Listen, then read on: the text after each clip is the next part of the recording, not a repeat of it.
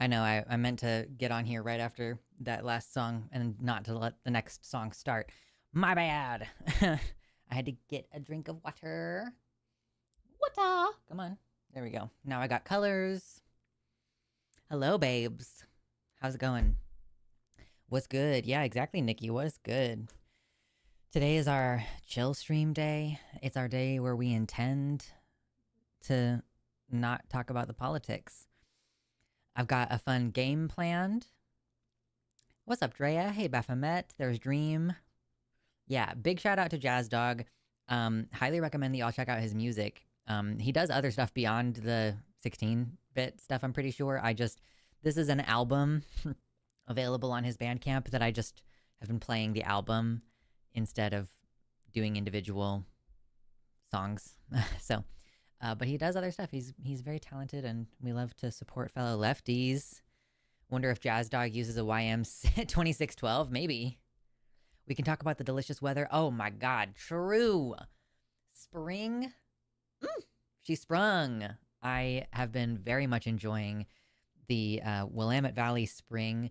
The cherry blossoms have finally gone down. It does seem that we have Bradford pears in this part of the world, which sucks ass because Bradford pears are responsible for a lot of the allergy problem that people have in cities, and they're invasive and like their branches break very easily. You know, it's pointless fucking trees, tbh. But now we've got these like really beautiful, much more vibrant, darker pink, like almost a magenta kind of pink.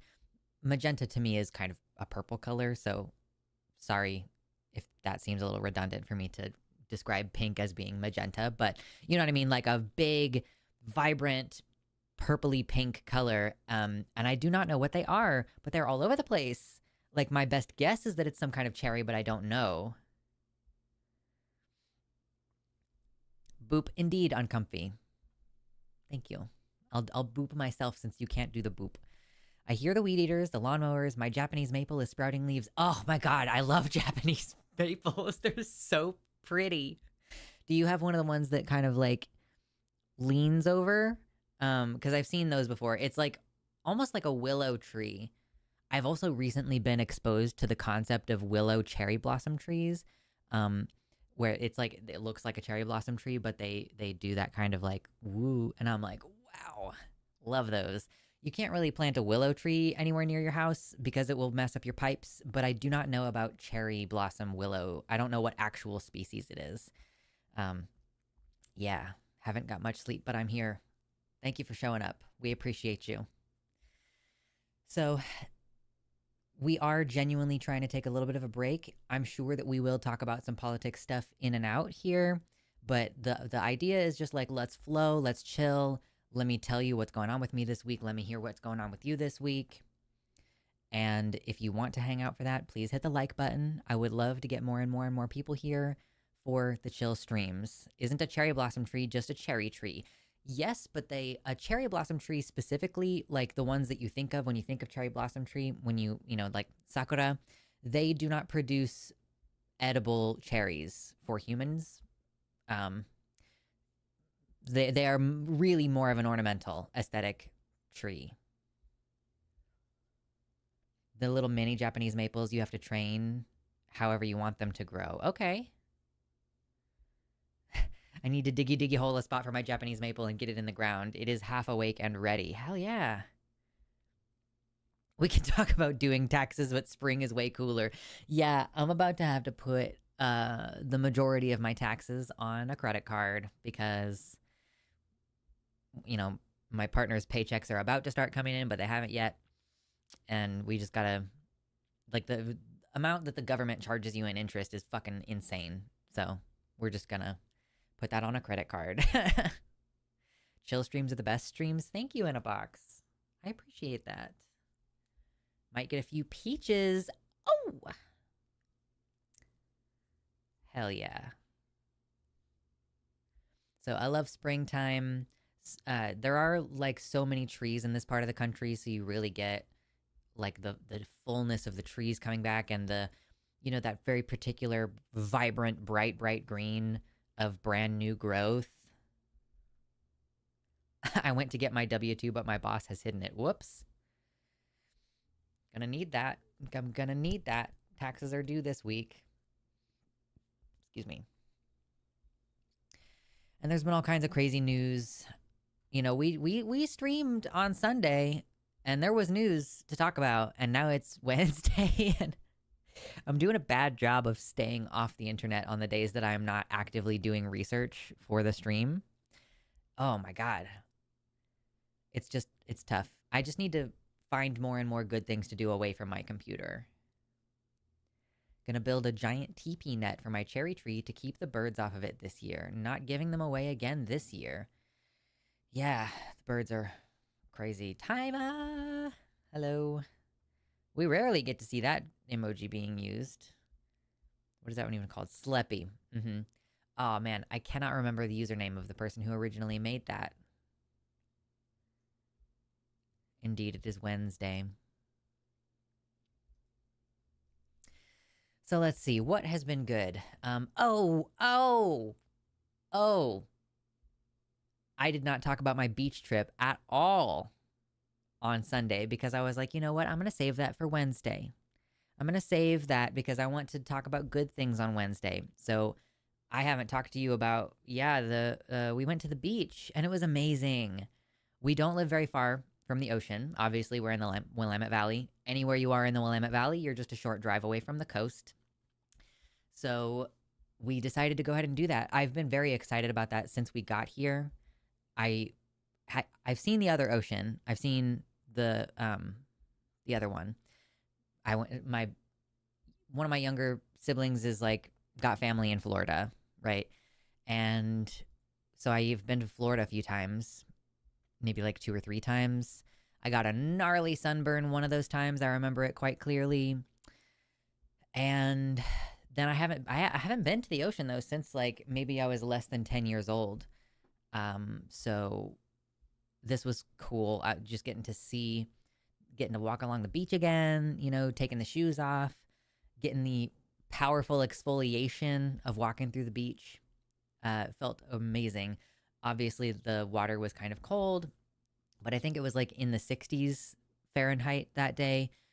I guess roughly like 17 or 18 degrees Celsius, if that's relevant to you. But we saw some tide pools. My younger sibling had never seen the ocean before, so we got to be like, hey, here's the thing. Isn't that cool? Let's see, what else was a highlight? We saw some seals. Apparently there's an illness, though, with the seals along the coast right now in Oregon. So, like, you have to be careful if you go to a beach where sometimes seals will be there because they have a disease that is, like, making them act aggressive and weird. I don't remember what the disease is called, but quite strange. And it's apparently transmissible to dogs, so you got to be super careful on the beach. There was a bunch of driftwood. I have a, small collection of rocks that I picked up at the beach that looked way cooler when they were still wet, which is fun. It just makes me feel like if I collect stuff from the ocean, like if I collect stuff from the beach and it looks really good when it's wet, I'm like, that now I need an aquarium or something, an aquascape or something to put my pretty beach rocks in so that there's a place for them to really shine since they look so bad. There's so many rocks that have like a vaguely green tinge when you pick them up on the beach, but then you get them home and they're like gray. It's very, very, very interesting. So sorry if this is not a massively entertaining show for y'all today. I see people kind of trickling in, trickling out, but it's not really supposed to be like a highly entertaining, engaging show today. We're just trying to fucking grill. Just let me grill. You should polish them. I did consider doing that. My partner might actually have a super duper cheap rock tumbler. So I might have to hit him up about that. But I could also I have been meaning to do the aquascape thing. It's like a hobby that I am entertaining the idea of getting into, but I don't actually think I want to deal with the maintenance required for an aquarium. And like I don't really have a good place to put one either, so yeah, the struggle is real. Oh no, Karas! YouTube didn't bother notifying me that you were live. Good thing I am on the Discord. No wonder I missed a few lives. Yeah, the notifications, like the subscription thing with the bell, the I think the default setting is personalized notifications, so it will tell you sometimes but not other times based on when it thinks you want to see the notifications. Um but if you hit all notifications, it'll turn them all on. And I made a special point. If I ever upload shorts, if I ever upload like clips, I make sure as often as I remember to turn off the thing that says notify subscribers, because you don't need that level of annoyance. But you will still get a notification according to my settings. You'll get one for regular video, weekly, the weekly video uploads that we're doing now, and for the live streams.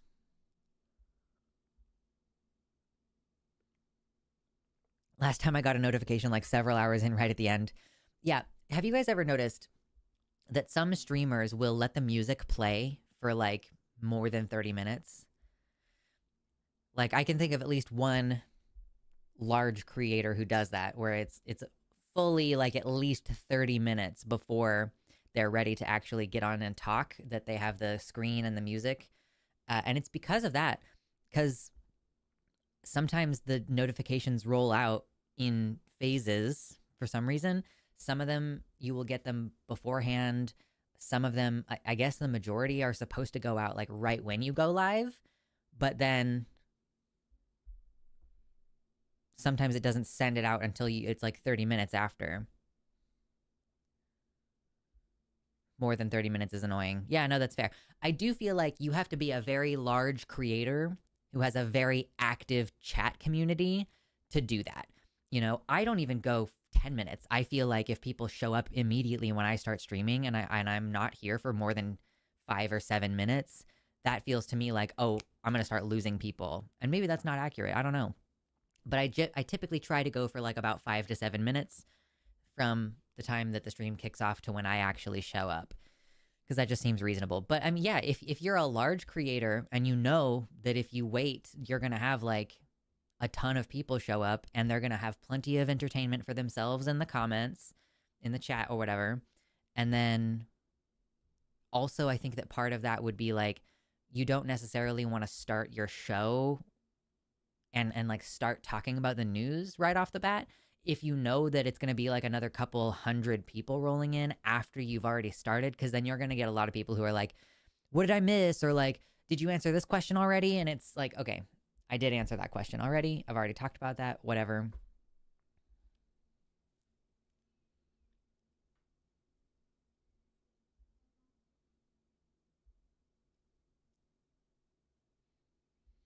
Gives people time to get notified and also free up time to finish watching other stuff or whatever. True. Oh yeah, no, that's a good point too, Eric. It's like if you're in the middle of something, like maybe you're in the middle of watching a movie and you want the movie to wrap up or something, would be nice if you got a couple hundred people rolling in. You're telling me, yeah.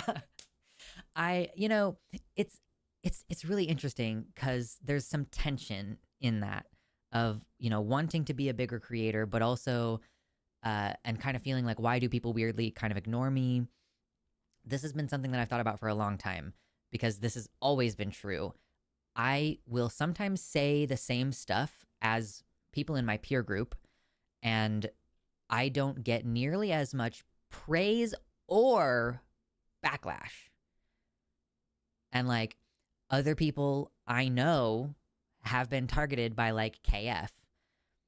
And I'm pretty sure that they have talked about me there, but it has never been like that intense.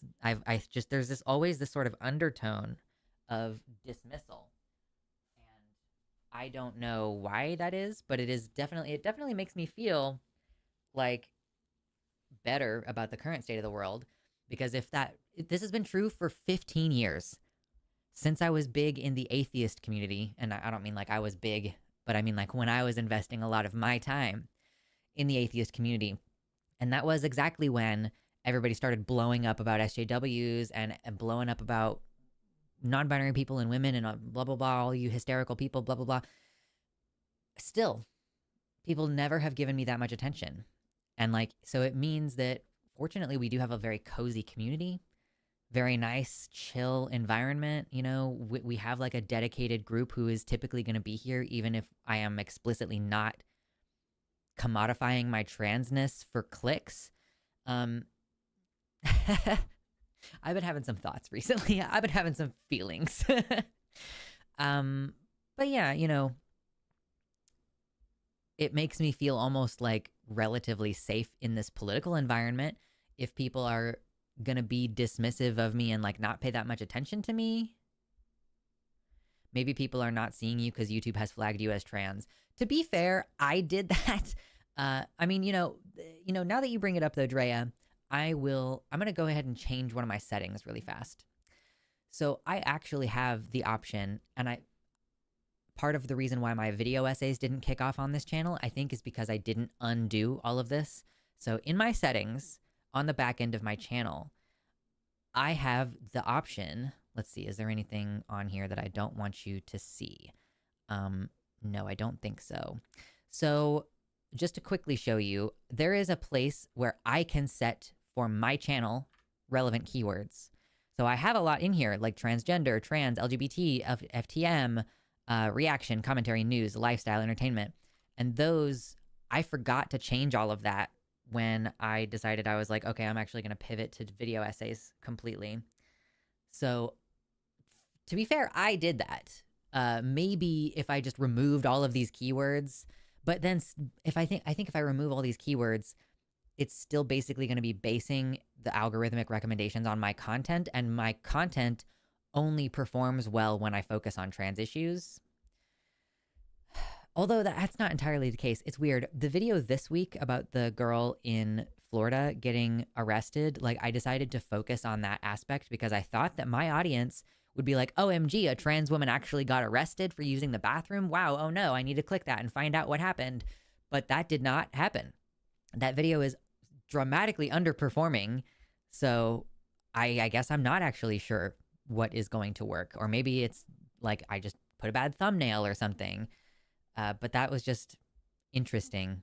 So for the sake of experimentation, I'm going to take off all of the keywords that have something to do with being trans. So transgender, transmasculine, gender, transition. I'll even take off Luxander, because that should still show up anyway. Take off FTM, trans, LGBT, non-binary, non-binary with a hyphen, transsexual. Okay, I will just leave. Here's the keywords that I'm going to leave on my channel. Politics, leftist, reaction, commentary, news, lifestyle, entertainment. I think that's fine. And I have tagged my channel as an entertainment channel, not as politics, because I think I had set that previously, where it's like, what primary thing do your videos do? Lux removes Luxander and suddenly disappears. Ah! Yeah, we disappearing. So anyway.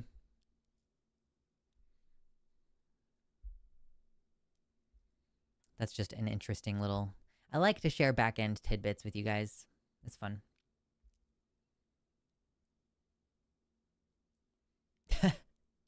Thank you in a box. I love being entertainment for people's cats. Karas says, bigger creator has its pros and cons. It might also draw all sorts of toxic people as well. Totally. Yeah, and then the space may not feel as wholesome and safe anymore. Yeah, I guess to be fair, I've had a long time of being on YouTube, so I have blocked a lot of the accounts that might bring a toxic energy. And honestly, setting a low barrier, like you have to be subscribed to the channel for 1 minute before you can comment in the chat on YouTube, that is enough of a barrier that a lot of the time people won't stick around because they're like, oh, well, I'm not going to subscribe to you just so that I can be abusive in the comments. Dude, oh man, what if YouTube created a setting for me where instead of just having comments either on or off, I could be like, only subscribers can comment on this video in the same way that I can set like only subscribers can comment on the chat. What a concept, YouTube. I wish you weren't such a piece of shit all the time, taking away protections for gender. Like assholes. Oh, nice. Kitty. Kitty is getting a new computer, upgrading from the laptop to an actual desktop computer, shipping from Canada. Ordered everything before... Yeah, ordered it before it went to hell.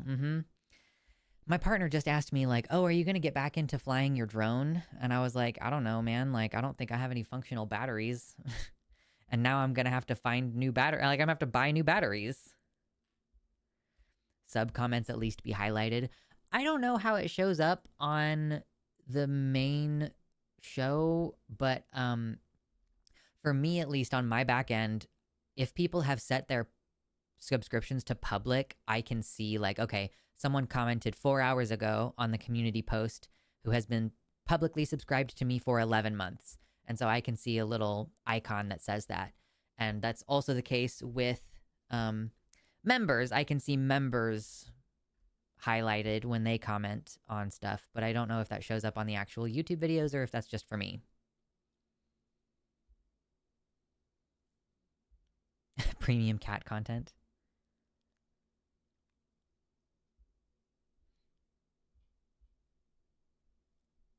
Yes, I do think, yeah, I think it would help subscriber counts. Like, if you're gonna, like, and have it be optional. I don't want it to be true across the platform. What I'm asking for is, like, I want more tools to limit harassment and abuse directed toward me. So, yeah, like, I already have the option to block people from the channel. I already have the option for my live streams to say only subscribers. And I can set it for a longer period of time. Presently, I just set it, you have to be subscribed for 1 minute. So you have to hit the subscribe, and then you have to, like, sit there and wait before you say whatever you're trying to say. But, like, not for videos. I don't know why. It's either on or it's off. And then if you make a video private, it deletes all the comments on it. It's fucking...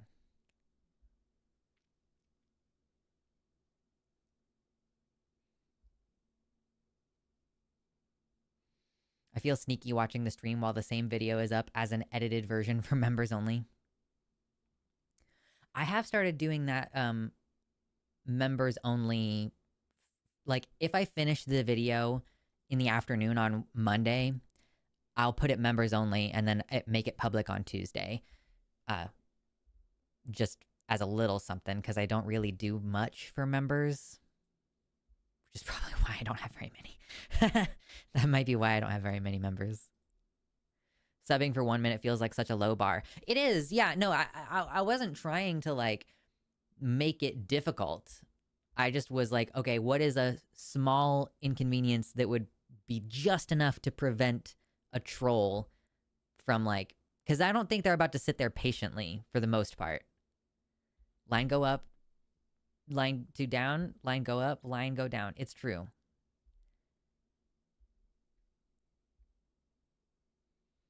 Do you guys want the cat today? I'll have to go get him. He's in the other room. I kind of goofed. Oh, by the way, I have brought the hats again. So, $5 or more donations today, I will put on a different hat. My hair is looking a little weird because it's wet. I apologize if you don't like how weird my hair looks. I still haven't figured out the curly girl thing. It's not working.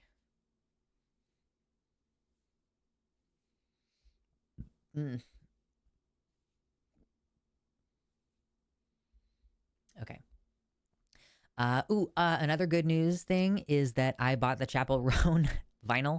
I have now started my vinyl collection, which feels bad because I don't like to be a person who collects things. So probably realistically, I have my one vinyl that I will enjoy and appreciate and love and care for, to have and to hold till death do us part. But I haven't actually taken the time to listen to it, but I am excited that I found a copy. It was sold out and I had to specially request that it be ordered in. So got the Chapel Roan album. Do you use a styling product? At present, I use Curl Cream and sometimes styling gel. I think it's a Garnier styling gel. I can't remember. It was one of those recommended on the Curly Girl subreddit. But I think my bigger problem is not knowing how to set my curls. I need to go to a stylist and be like, how do you do this thing where you curl your fingers around and make the curl do its thing? I need help. But I don't want to... Actually, I don't want to do that, you know? I want to know how to style my hair, but I don't want to actually go and have somebody touch me.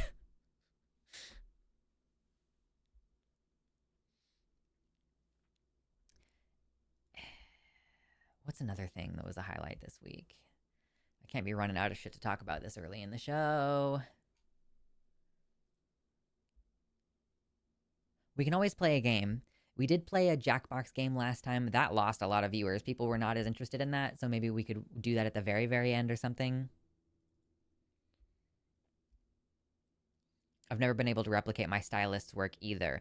I just want to be like, okay, what's the general gist of this? And like, I understand that it'll probably take some practice to get it to do exactly what I want, but I do not know. It's like, if I have it on this side of my head, the curls tend to want to go in like that, and that is not, it doesn't look as good. I don't know. You can use hair clips and hold the curls when it's drying if you want them to take a specific shape. Yeah, that's a good call. I just want to be like, these are my natural curls, and I only had to like do a little bit of work to make them do things that are pretty. I kind of like the chaotic look. Really what I want is I want to like have a lot of tall in my hair. I want a lot of tall because I like the kind of Viking warrior look, like with a lot of volume in the hair. And I would probably want to do like I would probably want to do one of those things where you put like something under your hair and then braid on top of it to give it some of that lift. Yes, I do have a diffuser as well. Did you see Joanne is spreading the hate? Like, please do not perceive me. Ian, I did. Let's see. Is that appropriate for us to discuss today? Am I going to talk about J.K. Rowling on the show on Sunday? Do I give a shit about her at all? The question. Puggles, thank you for what I believe to be $3 Australian. Thank you. I appreciate that. Super sticker. Oh, you're leaving. Okay. Bye-bye.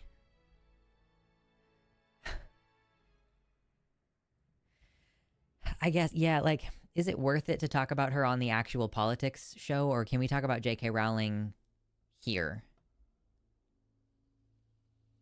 Is Rowling ever worth talking about? I know. Yeah, it's like, the real question is talking about J.K. Rowling going to enable me to put a title and thumbnail on the video next week that will get it more clicks?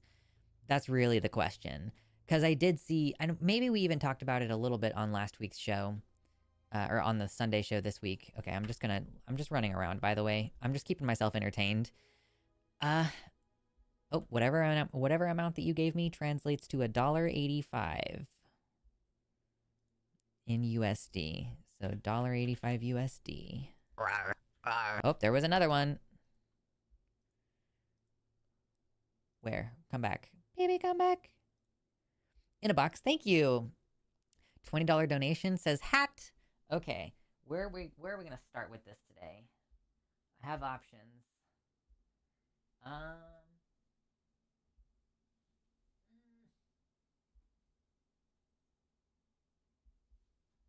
Okay. Let's start with this.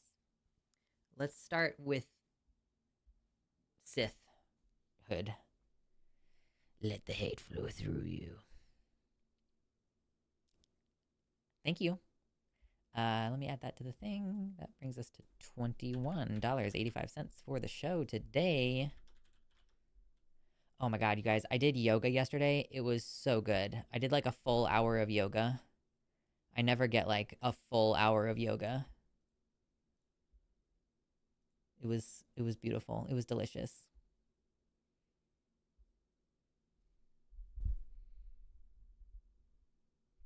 I was just at Katie's site. Okay, no worries.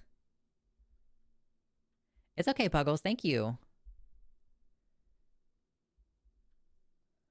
Apparently, JK doesn't like being called Joanne. I did see that. I did see when she was like, Joanne, Joanne, Joanne. Like, okay, I'm definitely not going to stop now. You could always discuss if the person Rowling makes it impossible to enjoy the franchise Harry Potter. Oh, cool, Puggles. Yeah, so I mean, that's a really interesting question, I guess, because it's like, if Harry Potter were good, and if I had some compelling reason, like, I might be able to find something good in it. Like, my favorite story is by Christopher Paolini, and I suspect that he is not pro-trans, but he's smart enough to not talk about it publicly.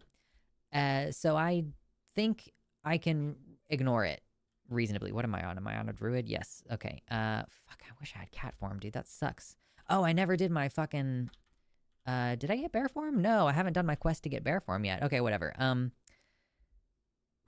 Yeah, so if Harry Potter was good, like, maybe I could see an argument someone would make where it's like, okay, well, I want to continue enjoying this thing, and it's really good, and it has a very positive message.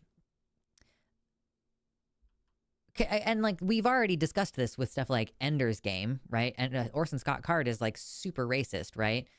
But we still see like value in the work. Or with somebody like fucking Lovecraft, you know, like we broadly acknowledge that he's pretty racist. I'm thinking of Lovecraft, right? Like he was the one whose cat's name was the N-word, right?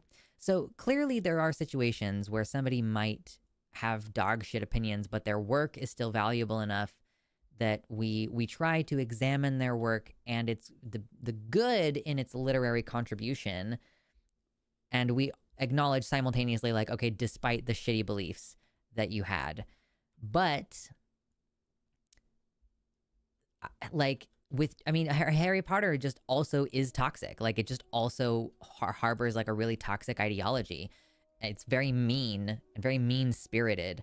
So I don't know what literary value there is in it. I think that it would be worth studying Harry Potter in an abstract sense because of the marketing, which I've seen. I think it was Verily Bitchy who did a great video about that, or maybe I'm thinking of somebody else and I'm misattributing it to her.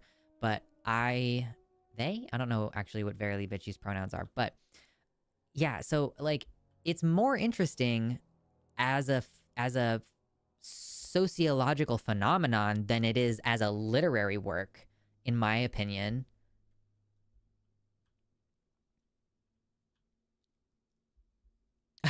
In a box says, hot take, it's okay to enjoy Harry Potter still as long as you're actively stealing the book / movie / game.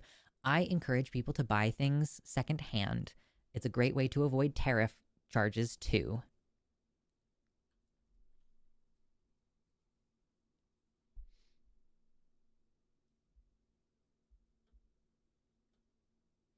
Have you seen the way she depicted non-white ethnicities in her books and horribly portrayed Irish students and Jews? Barf. Yeah, it would be hard to make the argument that she actually is inclusive, or that her work is actually inclusive. Where are the bags? I desire the bags. I'm looking for something on the floor, and I'm not seeing it here. Okay, bummer. Okay. OSC is super homophobic. That's what I thought. You know, okay, so with Orson Scott Card, like, he wrote Ender's Game, for context. And if you are familiar with Ender's Game, you know that the bad guys are called the Buggers.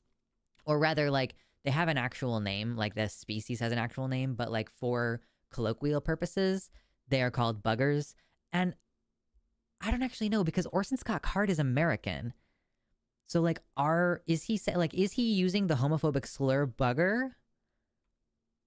Or is he just an idiot who happens to have done homophobia with that specifically? I don't know what his other professed opinions are about homophobia or about like gay people or whatever. So I'm not trying to like make any definitive statements on that, aside from just he used an anti-gay slur to like label his like enemy in the game. Okay, you can just stay there for a minute. Oh my god, I hate being a druid at low levels. It's so stupid. Let me be a cat. Harry Potter has an underlying story that some people are born just better than others, magic wielders, but even that class is divided into its own castes. Agreed. Yes. Like, I wonder, I watched another video essay recently about the surge of you're special because you were born special. Whereas when we were younger, like I'm 31, when we were younger, I think that it was more like the message tended to be more like anyone could be special. Like the Animorphs books, for example. It's like anybody could have these powers. These kids just happen to be in the right place at the right time, wrong place at the right time. Debatable. But you see what I mean? Is it just seems like there used to be a story would not so much be like you were born special. I wonder if Harry Potter kicked that off. Really, like, oh, you're being mistreated, but you deserve better. And by the way, you're rich. And I don't know. I don't know. It just does not seem like a good message.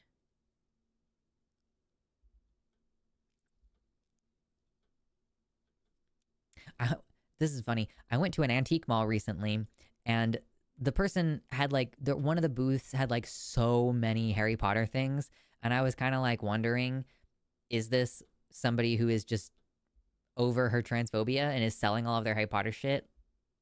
Funny to think about. I thought the buggers were coined by some racist humans in the book. Yeah, no, bugger is in the context of Ender's Game derogatory. I just don't know if Orson Scott Card knew that that was a homophobic slur from the UK because he is American.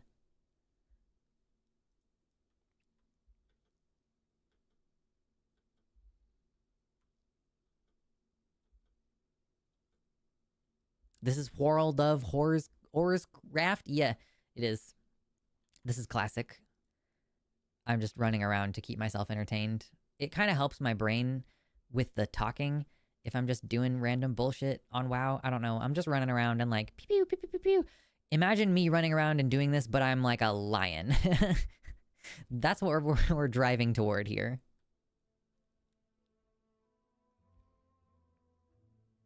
Orson Scott Card is very out and proud with his homophobia. Whether it was intended in Ender's Game, I couldn't say. Yeah, basically. I just observe that he happened to use a homophobic slur as the slur for the enemy combatants in that game, or in that franchise. Frankly, the whole franchise. I read more than just Ender's Game. I think I just didn't know that he was homophobic or racist or whatever at the time. But I read it in high school. I don't think Harry Potter kicked off this. We've been trending in the direction of Mary Soonis. I guess that's fair. Yeah, like how do we draw a distinction between Mary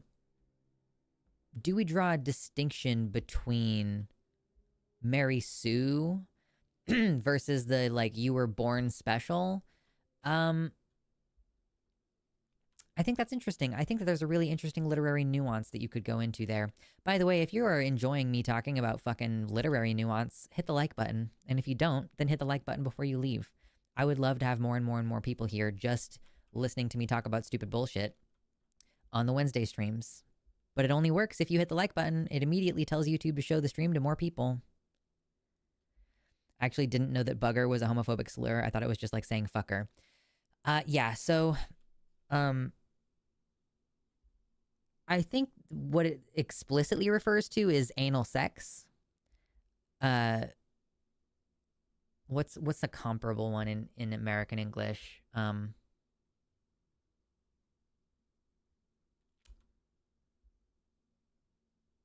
mean, basically, like, if you tell somebody to bugger off, it means, like, go fuck yourself in the ass, kind of. Like, I can't remember where I read about that historically, but, like, yeah, like, I'm pretty sure bugger means, like, butt pirate in the equivalence.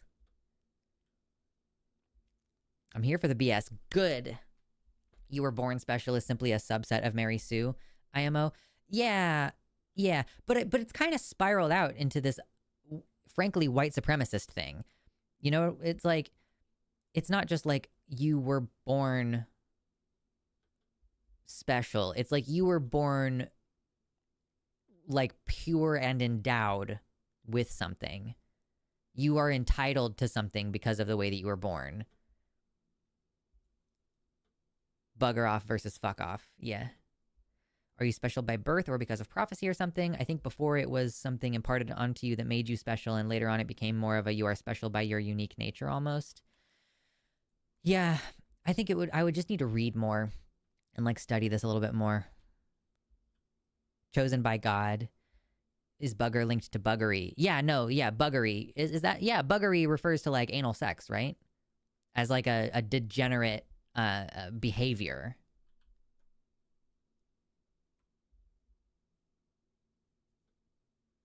Almost forgot to like.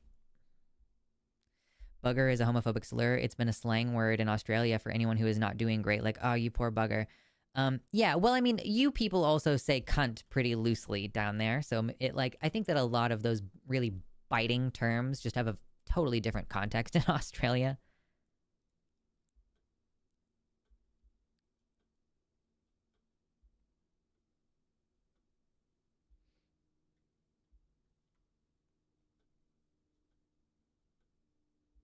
I just like to bounce. I just like to jump around. You can see that.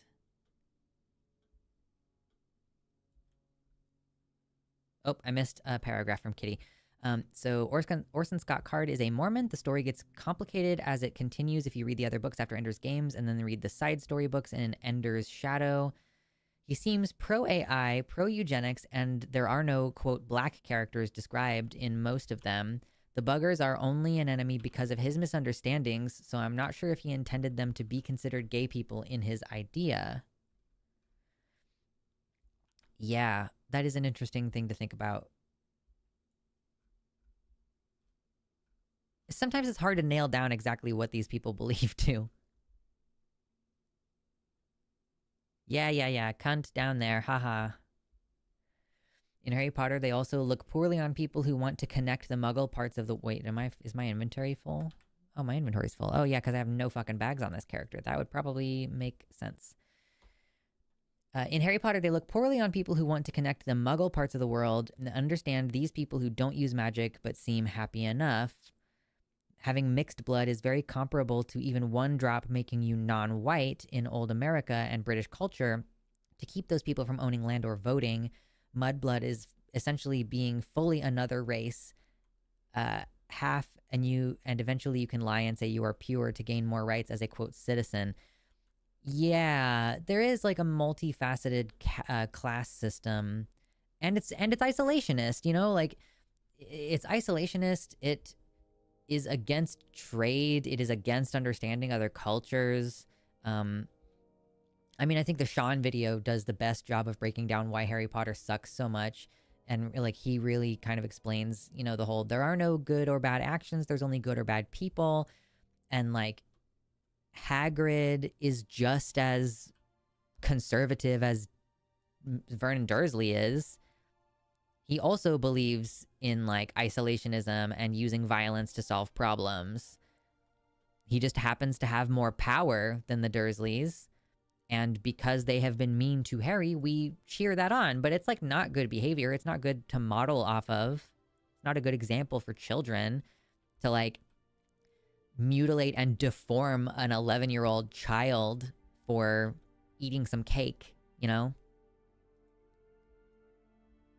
Oh, the cat's purring super loud. That's good to hear in a box. Yeah, my guy, he's in the bedroom. He's just chilling. Like, on my bed. Flesh Ripper, what level are you? You're a level that I'm gonna try to kill. Oh. Oh, no, I'm lagging out. That's not good. I don't like that. I'm gonna die. In Harry Potter's defense, the racial dynamic is never depicted as a good thing. I think really only as it pertains to Hermione. Because I think the story is also not super kind to Tom Riddle, who's a half-blood. Like,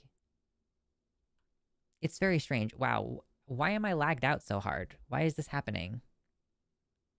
Is the stream lagging right now? Or is this just the server? Whoop, nope. Accidentally moved my entire head. This is very irritating. This is the longest lag spike I have had in forever, and it has never happened while we are trying to stream. Show me performance.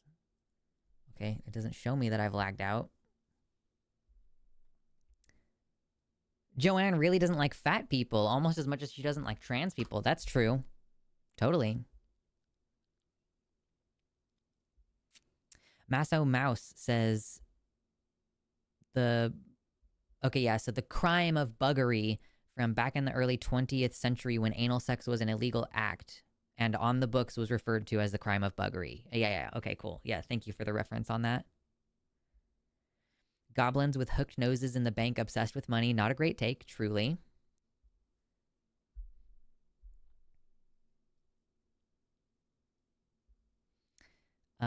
Yes, exactly. Taima says the dynamic of the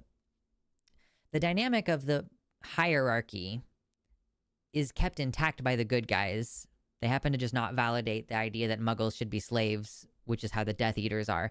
But they still believe that their culture and like way of life is superior. I'm just gonna fucking close this game. This is pissing me off now.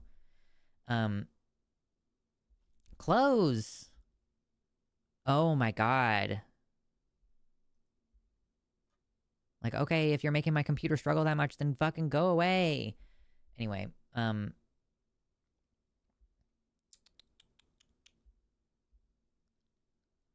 but yeah, the isolationism is still part of the feeling superior.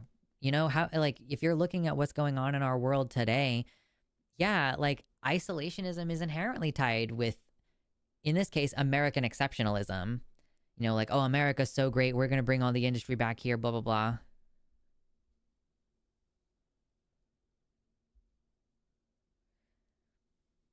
They generally don't uphold the purebloods are better than half-bloods, though they fully reject all muggle-like aspects of life. Yeah, they reject all muggle-like aspects of life.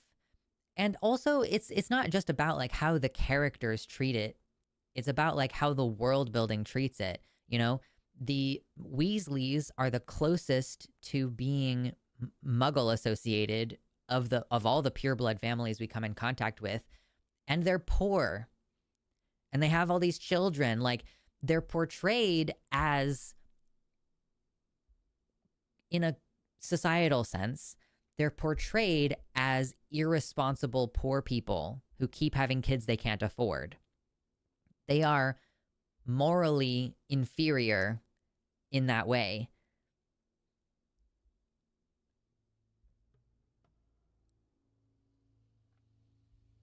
Like, everybody in the story loves Molly Weasley, but it doesn't change the fact that the way that the characters are written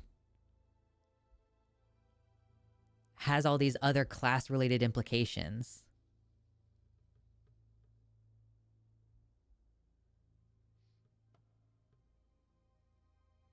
She was stealing the direct structure of the hero's tale from Star Wars. Even the rotten good guy government, they are just complacent and willing to let many suffer when they have the power to do more, similar to how the Jedi Council allowed the situation to deteriorate and the Sith to rise. Okay, close. Get off my fucking screen. Get off. Why are you not closing? Close. Stop it. Get out of here. Okay, I'm like, if you fucking won't run, then you need to close the game. Goodbye. Battle.net. Thank you. Get off my screen. Get off my computer. Okay, thank you. I have been discussing the world of Star Wars recently on the podcast with Gayfesh and Demon Mama. It's Gayfesh's podcast. But, like, I think that Star Wars does a better job of critiquing the neoliberal system. It's not perfect, but they definitely do more to call out the system itself as being kind of flawed, especially with new stuff like Star Wars Andor.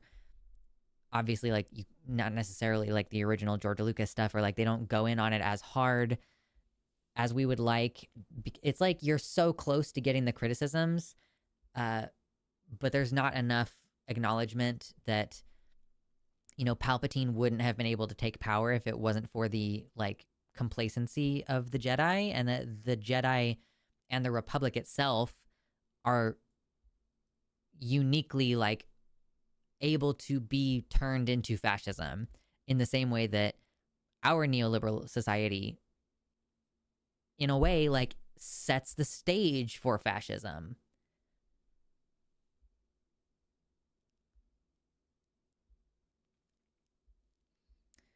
Knights of the Old Republic 2 was one of the best games for calling out Jedi concepts.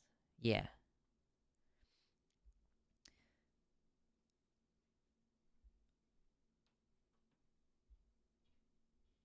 And of course, like, you spend less time in Harry Potter with, like, the neoliberal government has simply collapsed and been taken over by the bad guys, right? Like, 100% she did a bad job ripping off Star Wars. Yeah. So it's Star Wars is like about the struggle and defeat in a way, where it's like, okay, the Empire has overthrown the Republic and now we're just scrambling to figure out like how do we survive under this thumb. Harry Potter did not explore that very much. In Harry Potter, you lived in the golden age where the Empire was just like trying to build its power and continuously being refuted until suddenly they did gain power, but only briefly. And we are not questioning in any way. Once we reinstate the previous government, there's zero question as to its vulnerability to being taken over again by bad actors. I totally didn't mean for this to become a Star Wars conversation, and it just so happens to be that I'm wearing my Sith hood. That's fun. It's not attached to anything. It actually came off of my I have a trench coat, and this just is like attachable via button to the top of the trench coat. Harry Potter felt equivalent to the new Star Wars trilogy. Kind of, yes. Yeah, in that, like, it kind of feels unearned. The whole, like, oh yeah, we just beat the bad guy, the ultimate bad guy. I'm really curious to see where they're going to try to take the story going forward. If they do any more movies in the main line, they seem more interested in this time at exploring things that are, like, happening during the governance of the Empire, right? Like, we've got Andor. Mandalorian, I'm pretty sure, also takes place during that time. I don't actually know, though, because I have not been super interested in watching Mandalorian.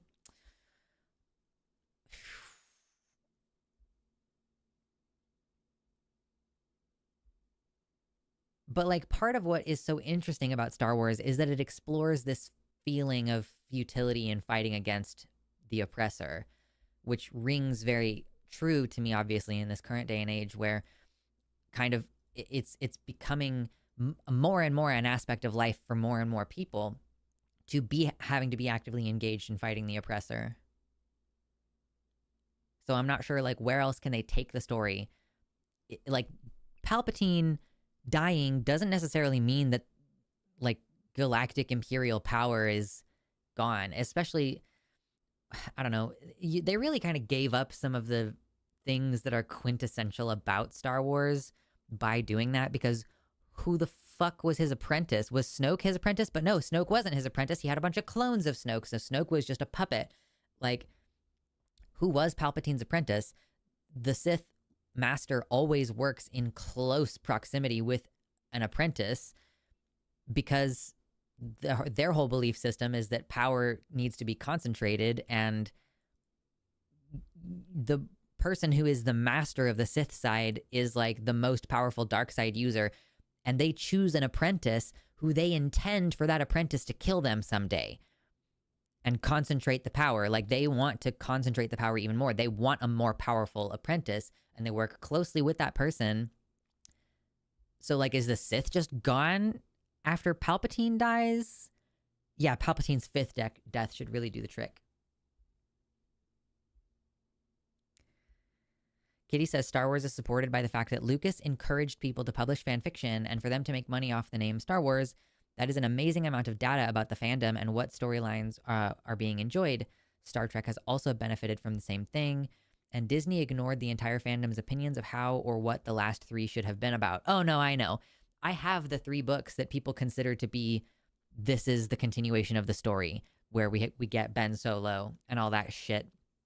And yeah, they were like, we don't want to be held.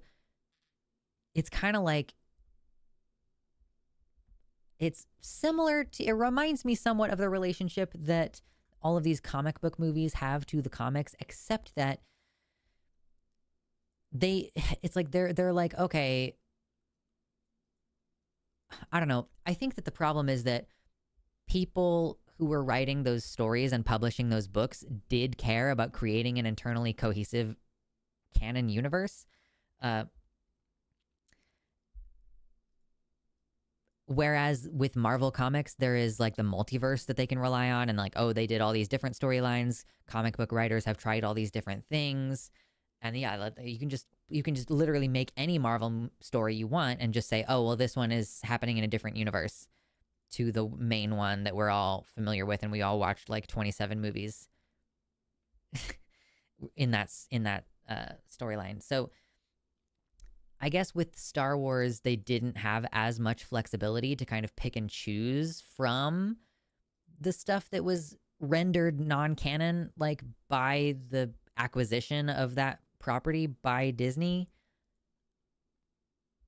I don't know. So many of these things feel so bad. It's like, I can't just talk about literary analysis. I have to every time also talk about like the decisions that are made when acquiring new properties and like figuring out rights and trying to set up a future movie and all this. So it's like kind of shitty in that way. You can't just be like, let me talk about the movie for the movie's sake, because there's all these bullshit decisions that go into it. And it's not just the corporate thing, I guess. That also is true of many other things. Like, my partner was trying to talk to me about Sansa Stark. And, you know, in season 8 or whatever, when Sansa Stark has a conversation with the Hound and he's kind of like, I'm sorry that all that bad stuff happened to you. And she's like, well, I'm kind of glad that all that bad stuff happened to me because it made me into a badass girl boss. And my partner was trying to talk to me about it. And he wanted to talk about it just in the context of like Sansa as a woman taking ownership of her narrative. And I'm like, I can't have that conversation because she's not a real woman. She's a woman that was invented by a man in the first place, but it is not his fault that her character was taken this direction. But she was written by a man in the first place. And then also she's been written, like the 2 primary writers are men in Game of Thrones. They're the ones who get the last call on everything. And they decided that her narrative was going to be this. And like, that is not actually representative of most women who go through that kind of experience. They will often say like, I became what I became in spite of those horrible things that happened to me. Not, oh, well, you know, getting raped made me into a stronger woman. Like, that's not fucking realistic. And it's really toxic and harmful for that to be like a popular representation. This idea that like, oh, you could rape someone and it would be good for them in the end. Like, dude, obviously, so you can't have a conversation about any of these things without acknowledging the context in which it exists. And unfortunately, part of that is the fucking economics of making a movie. They're not trying to tell good stories. This is part of why I've been so annoyed.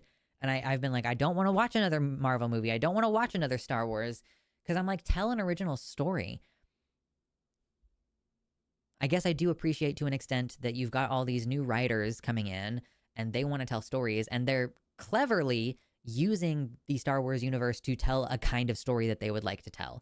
Like with Star Wars Andor, I do kind of believe that the director and the writers of that show are like, we want to tell a kind of political struggle story, but you have a much harder time getting financed and getting platformed if you do it just as like a random, I'm going to invent a new universe or whatever, versus let's just say that this is happening in the Star Wars universe and I'm going to insert all of my political messages and like just present it as this other thing, which I'm like, okay, I guess I can kind of understand and respect that. I am excited to watch season 2 of Andor. I'm glad that we watched season 1 for the podcast. We're going to switch to Star Trek next on the podcast and watch some of the Star Trek movies. I don't know that I find Star Trek nearly as interesting politically because it is a utopia and not a reflection of the dystopia that we currently live in.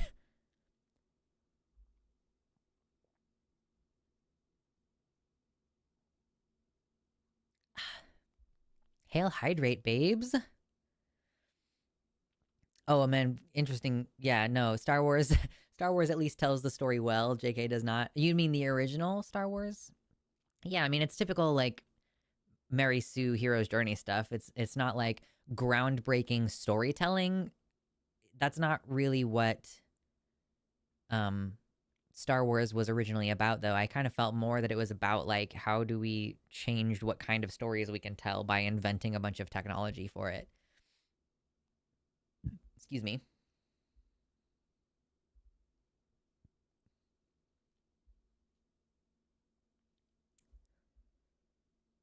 The level of monopoly Disney has managed to create in my eye is unconscionable. It is honestly, it has become offensive and I don't know what to do about it. Yeah, I don't disagree. It does bother me, like how are all of these major movies coming out and they're owned by Disney? I guess they can kind of point to DC and be like, we don't own that, but I don't know. It seems weird. I would rather see those new writers own worlds, though. No, I don't disagree with you, Eric. Right? And yeah, there plenty of people are proposing stories, and then it's just not being taken seriously. And you're starting to see more of this. Independent films can succeed because plenty of people are getting tired of the continuous Marvel popcorn movie bullshit, like shallow political messages, girl boss, whatever. A lot of gestures at meaningful commentary, but without making any meaningful commentary.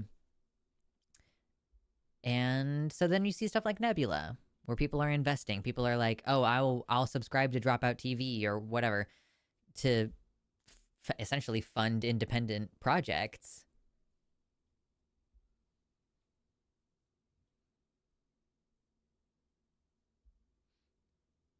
This reminds me of my own story, which is I ask, what would you change about your life if you could? And I usually say nothing because I do love myself and I don't want to be someone else if things had changed. Also easy to accidentally not meet my wife.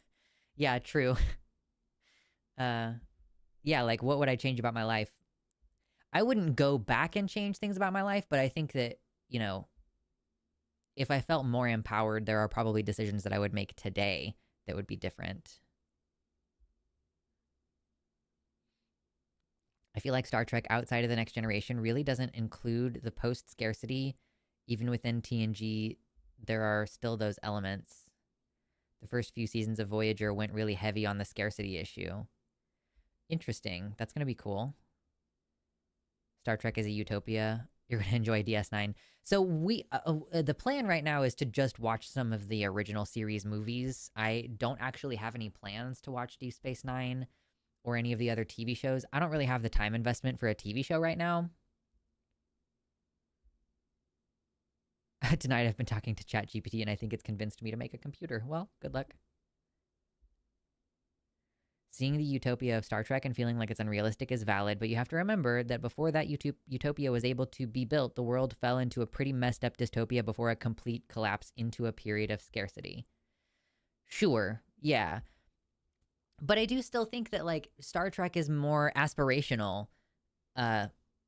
It's like, let's imagine a hypothetical future, whereas Star Wars feels much more like, oh, we have problems to deal with today, and we need to reflect on them and like, ponder them in a philosophical manner in a much more, like, immediate sense. One of the freakiest episode arcs in Star Trek is in DS9 when they go back in time to the Bell riots when the governments were shoving people into camps. Yeah, cool. They do occasionally do stuff where they go back in time and have to deal with real problems. It's true. I'm so happy that everybody loves DS9 so much. I have watched the original series, and I have watched The Next Generation, and I have watched Star Trek Enterprise, because at one point I was friends with a graybeard at work who really wanted me to watch them, and he let me borrow his DVDs.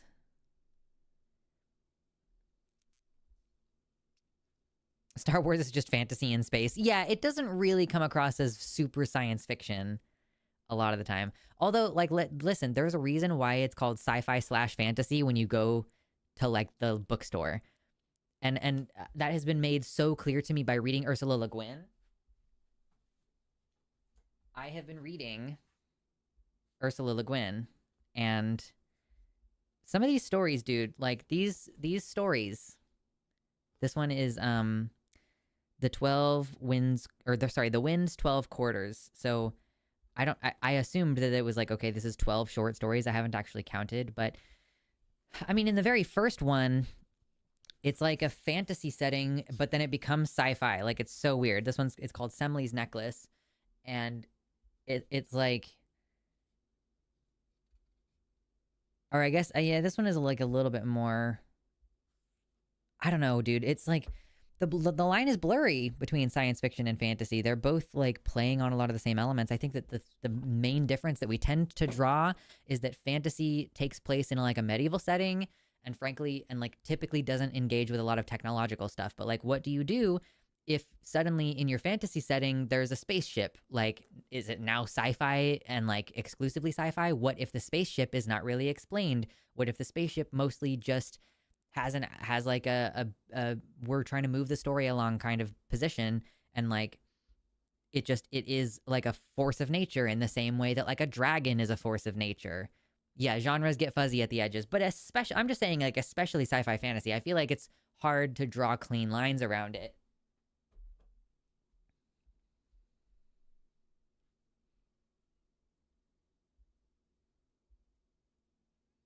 I think I would be more pro Star Wars if the issues were actually resolved and not simply recycled into the next chunk of content. I think that's fair. And it's interesting though, because technically speaking, like the story in the main Star Wars is like the Empire has been defeated.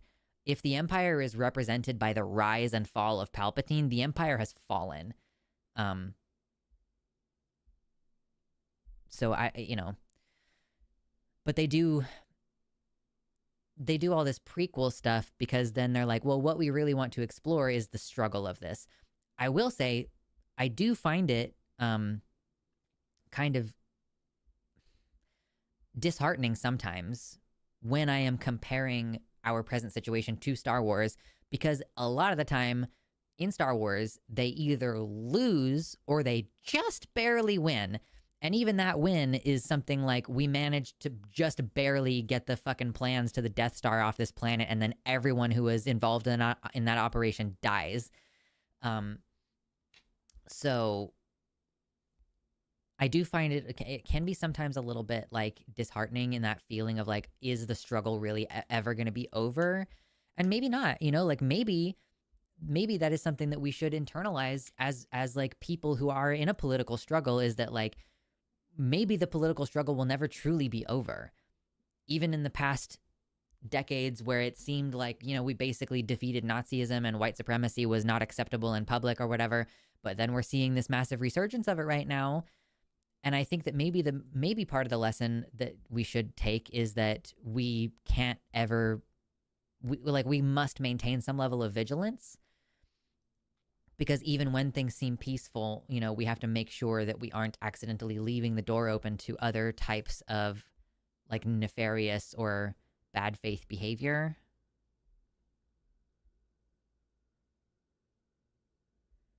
Yeah, Eric, in my responding to my comments about sci-fi fantasy, says those two are particularly hard to find where one starts and the other ends.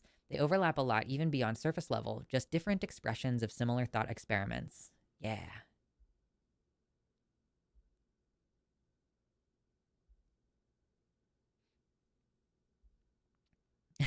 Okay, Kitty is going to lay this down on us.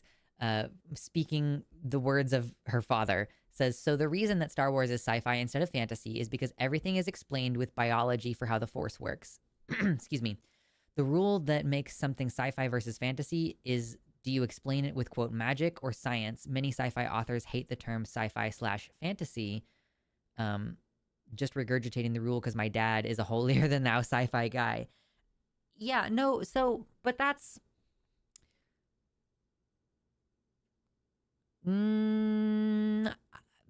I think that this is a blurry line. I think that this is a very blurry line because, okay, so let me tell you about my favorite magic system. It's a hard magic system from the Aragon series, the Inheritance Cycle. At some point in the past, Okay, so magic is a force that exists outside of people. It is a somewhat unpredictable natural force, like gravity. And there are certain places where it is stronger. Okay, drawing a comparison to the force. The force is a thing that exists outside of people. It is a natural force that is stronger in some places than others. In The Last Jedi, Luke settles down in a place where there is a high concentration of dark energy, partially to help obscure his presence there. So, okay. Similarities there, right? At some point in the past, in the world of Aragon, a great catastrophe occurred because people could use magic, people could tap into that energy, but when they would do so, sometimes unpredictable things would happen because the magic was not like bound or governed by any set of hard and fast rules. So like if you were trying to say burn that door, like if that was your magical intention and you were just imagining like the door lighting on fire, but then someone walks in the room from this side and you get distracted and you think about them while you're trying to cast a spell to burn the door, you might accidentally burn that person instead because it was unbounded. And like just having an errant thought could cause the magic to do something unpredictable, right? So the solution to that problem in the ancient time was that they bound the language, like Latin, for example, like they bound Latin to the force of magic, so that if you said in Latin, burn the door, but you happened to look and think of that person in the other side of the room, the magic would still burn the door, giving it a constraint. In that magic system, you cannot do anything that is not physically possible. Things cost the same amount of effort as it would cost to actually physically do the task. So sometimes it'll occur to you to do a spell, but it's like, oh, actually you might die by exerting all of that energy at once if it would not be something you could physically do, you know? So functionally what happens to the magic system is now, like, the magic system is just like, how do I change the base code of the universe? I can like type in a command line because the magic, like the language that is associated with the magic, like the way that it works is that what you speak kind of is the truth, and you can't lie in that language for that same reason, because you are speaking the fundamental truth of the universe. So you're like speaking something into existence and like altering the base code of the universe. So like a hard magic system like that is almost more of a scientific explanation than the Force gives. So it's like, by that metric, a story that I love that exists completely in a medieval setting with no spaceships, there's dragons and like all this shit, there's fucking orcs and everything, like by that definition, that could be more sci-fi than fantasy based on like how thoroughly the magic system reflects like a scientific or biological reality. I'm losing everybody right now. It's great. I love that. I love when I'm like, I'm really going hard on something and then I look over and I've lost 10 viewers. That's hilarious to me.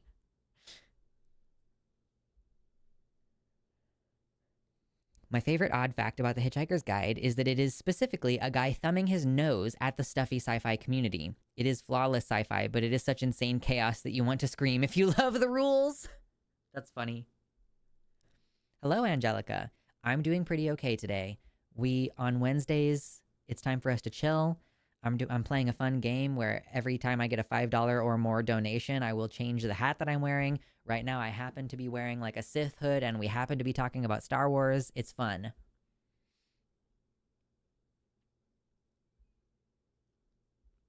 Can I speak the language of the universe to ensure my chromosomes are XX, please?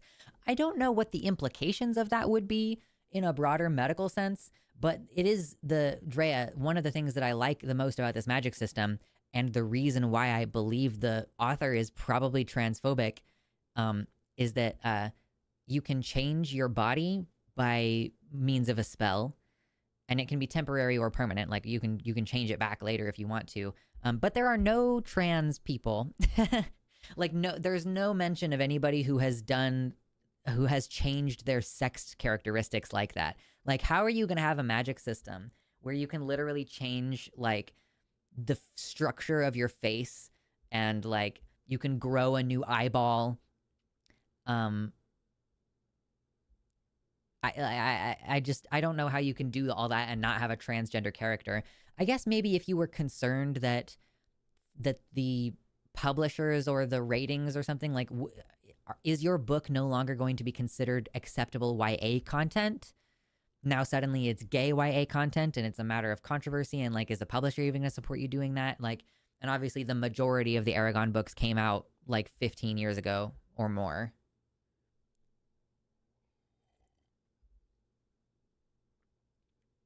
If you can simply change your sex to match your gender, then everyone would be cis. Well, but what I mean is like, I don't mean like a trans character, but I mean like at no point is a character described who has changed those characteristics in that way. Where are the furries as well? Funny that you should say that, Ian. There is a furry. There's 2. Actually, there's like 3 or 4. But there are people in the universe who have changed their bodies to be covered in fur and to have animalistic qualities. Or there's a couple people who changed their bodies so that they had gills so that they could breathe underwater. Like, there are descriptions of people changing their bodies to basically be furries, but there are no descriptions of people who have changed the sexed characteristics of their body.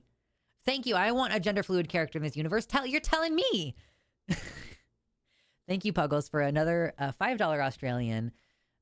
Guts to drive down the mountain. We'll be keeping streaming going, of course. Well, you know, be safe, of course. Be safe. Thank you for the $3 or whatever that translates to.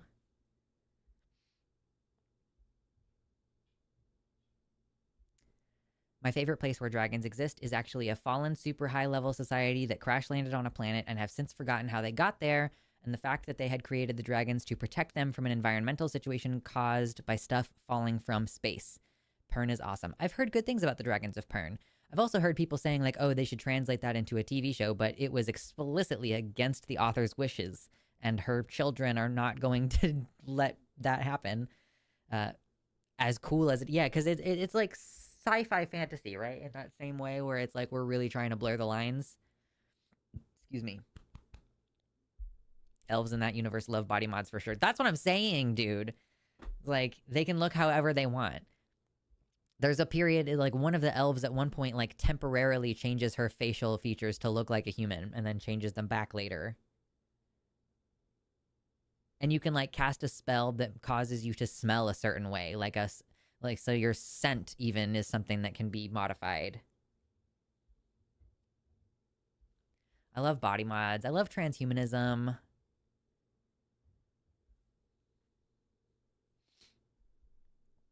Yeah, a gender fluid character who just constantly appears as a different gender and appearance. Just like slides between, like most of their fundamental features don't change, but they do kind of slide between like a couple of different gender expressions. That would be fun. It does cost energy to change your body though, like that. You know, it's not necessarily easy in the universe, but it is doable. Oh, I never posted on Blue Sky. Hey Blue Sky.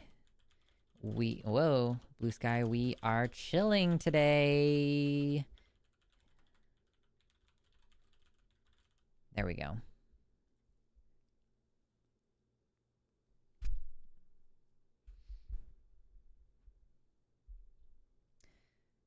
Okay, that was... Let me change the donation thing here.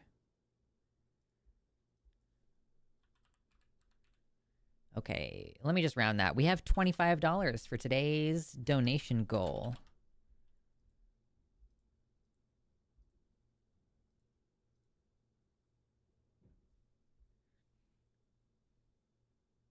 No likes for my super chat. I mean, I acknowledged you. The thing is, if it just messes up my whole fucking setup and I have to put everything back where it goes. There you go. You got your heart.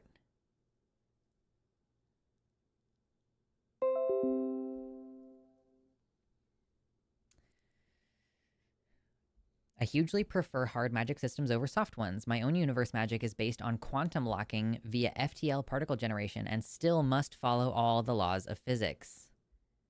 Yeah. The universe also includes something like 40 books written by her and a few more written by her son after she passed. He also wrote several as co-author with her. Nice. Oh, I see, Puggles. Oh, you guys can you can like each other's super chats. Oh, that's cool.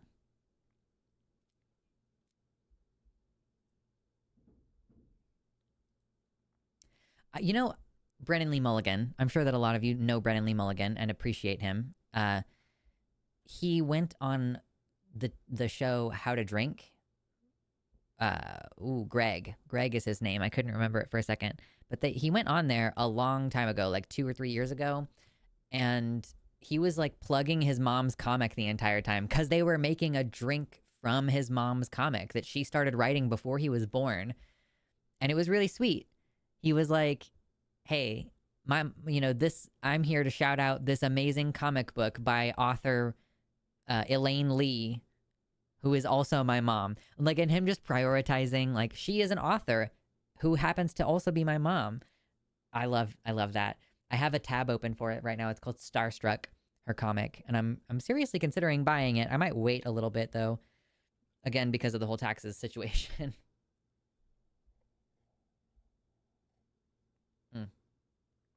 Puggles, I will say that your combined donations count as another $5 donation, and I will switch hats now. Okay, let's see. What are we doing now? Do we want to be French? Are we going to do French? Brennan is hilarious. Yeah. What I thought was very funny is that when Brennan and Greg were talking to each other, I was like, oh, you guys don't know each other yet. Like, you guys don't know that you're both comrades. Because I think that the conversation would have been a lot more spicy and interesting if they had both known that they were both comrades instead of like trying to be normal for each other. Very funny. Okay, what are we doing? What are we doing? Which hat are we doing? Like, we were talking about Star Wars for a bit there, and I have another Star Wars related thing that I could wear. We got this one last time, so it's nothing new, but it's Star Wars. Happy holidays. Oh, this is gonna make my hair look so bad. Thank you for another $3, Puggles. I appreciate. Brennan is hilarious. A true gift to autistics. Later, Pugs. Yeah, I finally watched that little clip of him, like, the Molotov cocktail, the anarchist character, and I'm like, wow, you just said that with your full chest.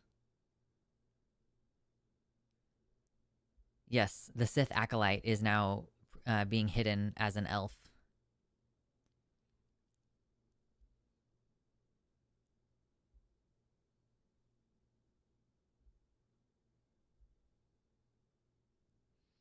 You learn some really interesting stuff when you dig into what the subculture of authors.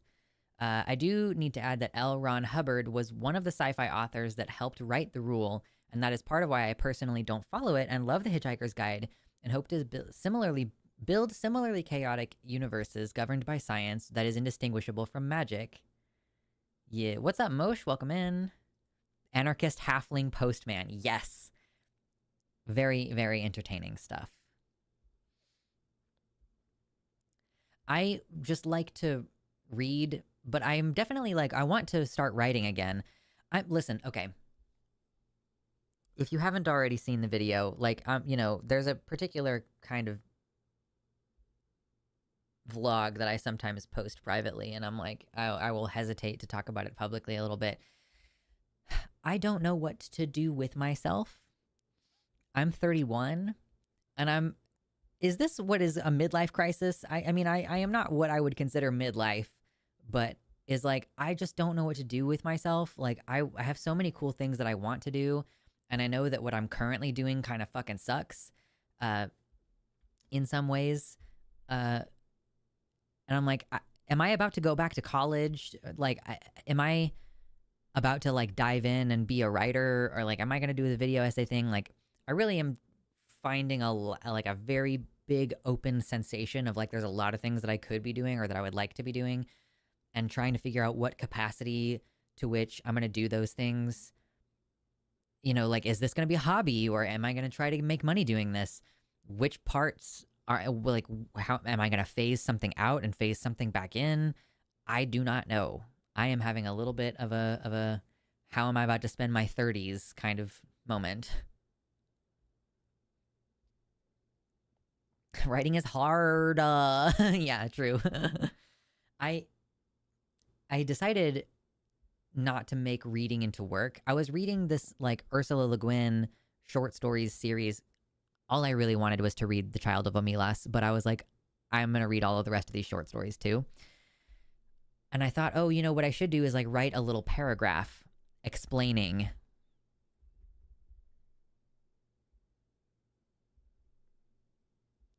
like what is the message, or like a little response paragraph or something. And then I was like, I'm turning something that was supposed to be for leisure into work. That is not what I want to do. I think midlife crisis is an existential dread that you are way too close to passing on, in the sense that I'm going to infect other people. In a box says, I've been told I'm too young for a midlife crisis, and you're about 5 years younger than I am, so you're not having a midlife crisis. My doctor said so. All right, cool.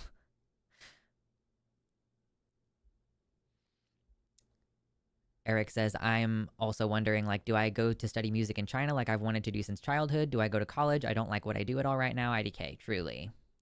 I don't hate my job, to be clear, but my job is something that is like, I tried really hard to be successful in other fields and couldn't shake it. And this is just the only job I had available to me. And I happen to make like just enough money to justify continuing to do it. Like, I make more than I would make at minimum wage, at like $7.25 minimum wage, working full time, you know? But I also owe like all these taxes that I wouldn't owe otherwise. And I'm like, I kind of would like to have a regular job that pays my taxes for me and that like has fucking health insurance and stuff. That would be cool. But, you know, I'm not sure what the future ideas are. I should talk to my partner and be like, hey, I've been kind of having these thoughts of like, what if I went back to college? You know, can you help me like suss out how I feel about these things? And with art, man, it sucks. Because if I would love to like do art, right? But you can't just like make art and sell art if you want to be an artist and make money nowadays. You have to document the process of you making the art and actually be what you're successful at is TikTok or Instagram or whatever. And like sometimes you will sell the things that you make for the videos.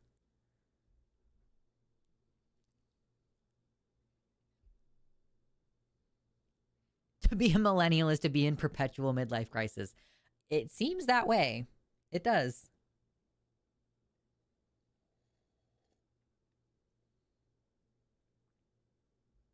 Never forget, in an infinite universe, there are a finite number of habitable planets and an infinite number of uninhabitable planets, which means if you take the found number of habitable planets and divide it by infinity, you get 0. So the universe is uninhabited. Technically speaking, the universe is uninhabited.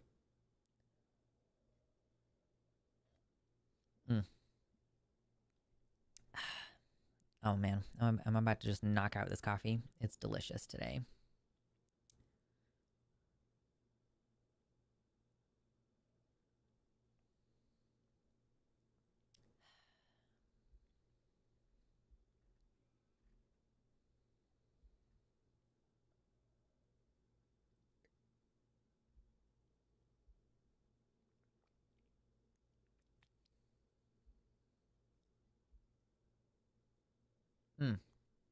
Delicious.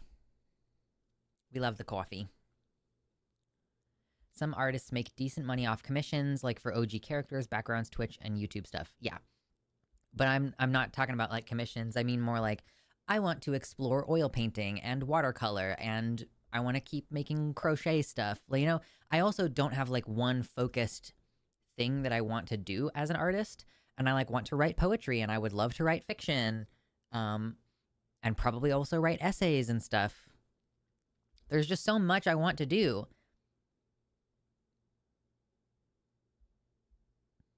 Why can't the infinite universe have a smaller infinity of habitable planets?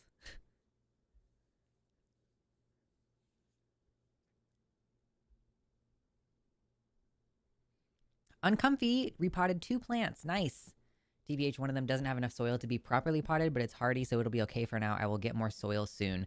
Yeah, I got a little spider plant cutting from a plant swap that happened a little while ago, and it has nice roots now, and I probably need to transfer it to soil, but I don't have any perlite, and I really don't want to buy an entire bag of perlite because I only need like a handful of it. So I'm like procrastinating on potting the plant because I think that what I have right now is a bunch of frass. It's literally just a bunch of isopod poop, which should be very, very nutritious, but also probably is going to retain a lot of moisture. So probably not good to put my plant directly in that.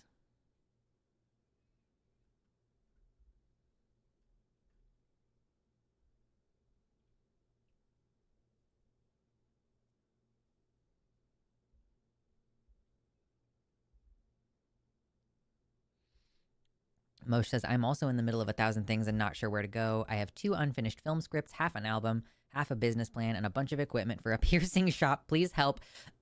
Fucking focus on the piercing shop. You know, that would be very useful. Bring on universal basic income to free everyone to explore art more. Right. I would feel so much better. Dude, if I had a universal basic income, honestly, I probably would not stream the way that I stream now. I might stream like once a month to have fun and like chill with you guys for a few hours, but I would be doing something else.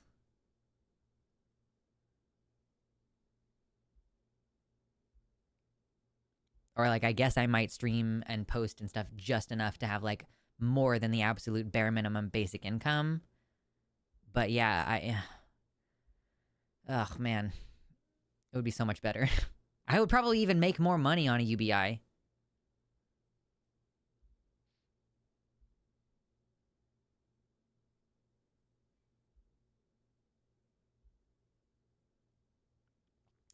It's probably gonna be the piercing shop, really, because I already have half the equipment and a bit of training, but it's scary opening a business.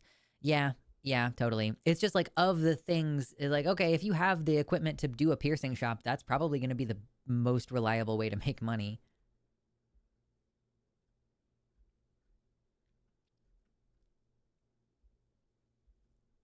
It's so stupid that body modification costs money.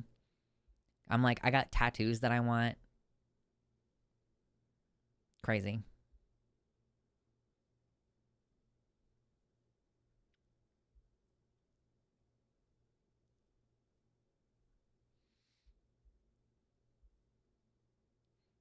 I really want some more piercings. I should just do it. They aren't too expensive. Yeah, I definitely have to like wait on a new tattoo or piercing because I did get my nipples pierced in November, and they're not done healing yet. So I am trying to like, not stack on too many potential infection points. Body mods are cool though. I'm really looking forward to them being healed too, so that I don't have to like keep thinking about it and keep like cleaning them and everything. It's pretty obnoxious.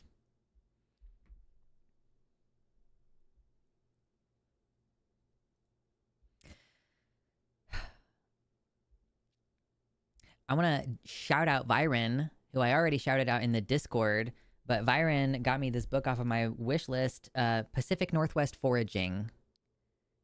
And I opened it last night and started just reading the introduction. I'm going to start taking this everywhere. I would really like to be able to identify the plants around me. And then like maybe this in combination with, I have this book called The Forager's Harvest. I guess the one bad thing about these books is that they mostly are aimed at identifying edible things. And I'm like, that doesn't help me in a more holistic sense of like, I would like to also be able to identify the non-edible plants.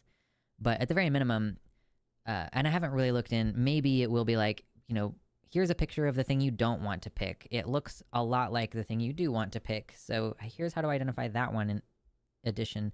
But these books are so great because they have like high quality pictures in them instead of like drawings, so they can help you have like a really sure sense that what you're getting is what you think it is.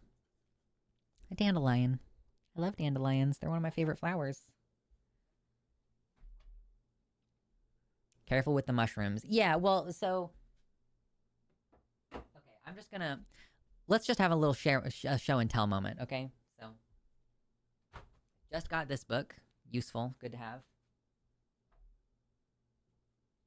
The Forager's Harvest, also supposed to be a good book, has same thing, color pictures in it. And I'm going off of like what are the ones that people recommend frequently, and ideally ones that have like a copyright from a long time ago. When is the copyright of this book? Okay, this book is copyright 2006. Okay, the foraging book that I just had in my hand is copyright 2014, so it's before the advent of AI, because that's another thing you have to be really looking out for this day and age, is like any foraging books might be tainted by AI. Then I have Mushrooming with Confidence. This book only has you, how many different ones are in here? Hold on. It only identifies like a few species, like maybe, 20 or 30 species of mushroom. This is not a book that's like, here's how you identify every single mushroom. This is like, how can you identify with absolutely no question? It's called Positively Identifying Mushrooms. When you're like, I know 100% for sure what that mushroom is, there is zero question because I know all of the traits to look for. And yeah, it'll be like here's how it looks when it's in its different growing phases. Like it explains in detail like what kinds of like features, gills, ridges, teeth, whatever, like comparing them and showing like what is the difference between these things. So it's super duper duper useful. And then I've got other stuff like the Herbal Medicine Maker's Handbook, the Encyclopedia of Country Living, the Self-Sufficient Life, How to Live It. Like I have so many good books. I can't eat dandelions. Yeah, are you on lithium? Because you cannot eat dandelions if you're on lithium. I just want to be a hairless alien from the eyebrow down.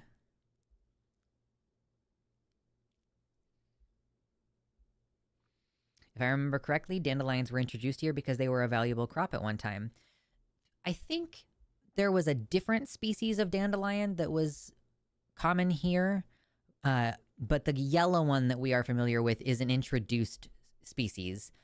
And it is super weird that we don't eat dandelion as a regular part of our diet nowadays. If you're one of the core group of people who hang out here, I'm sure you've heard me say this before, but like almost every part of the dandelion is edible, except for like the stem, because that has like a really bitter, white, milky substance in it. It's not very good. But the leaves, they're bitter, but you can make a salad out of them, or you could cook them up like collard greens or whatever. The roots, you can eat them or roast them, and like you can roast them and then make a drink out of them, and it's kind of like a coffee replacement. But dandelion does, you can also take the flowers and make tea, or you can take the flowers and make mead or wine with it. Yeah, there's all kinds of shit that you can do with dandelion, but it does have like a tangible effect on your health. So you need to double check whether it's okay for you to drink it. Because you'll retain, no. It's a diuretic. So if you're retaining fluids and you drink dandelion tea, it will help get rid of some fluids. But if you have trouble retaining fluids like I do, you might not want to eat dandelion.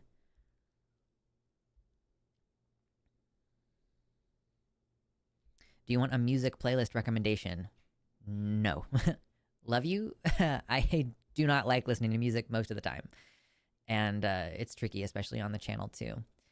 I just bought the Chappell Roan album, but I haven't actually sat down and listened to it yet.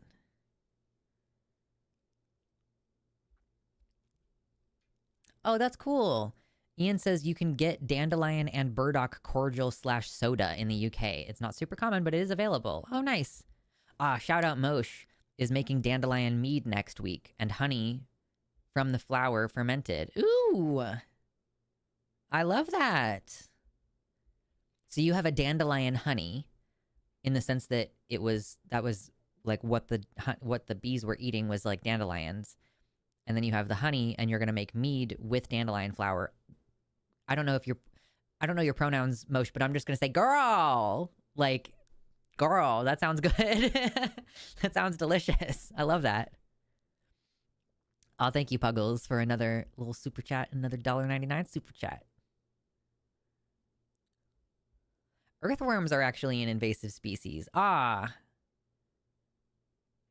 Are they invasive? Like, there's a difference between something that has been introduced versus something that is invasive. Is it like crowding out some other necessary thing? Spiced or honey mead. Oh my god. I've had local wine since I moved here. We made it a priority. Like, one of the first nights that we lived here, I was like, let's get some local wine. I want to try a local wine. And I prioritize it. Anytime we get wine, I try to get a local wine. And I haven't checked if there's mead. There must be. There must be local mead. I want to try it. That sounds really yummy. Earthworms are, but you can put together an earthworm generator that just creates soil from food, garbage, and cardboard. You can use the earthworm soil and sell the worms to fishermen. The population doubles weekly. Oh my god, I did not know that vermicultures, the worms would double. That's crazy. Dandelion syrup. Oh, Mosh. Dandelion syrup made from steeping the flowers and then reducing that down. And so you're just, that's the sugar that you're using for the mead? Like honey and dandelion syrup, I assume, in combination.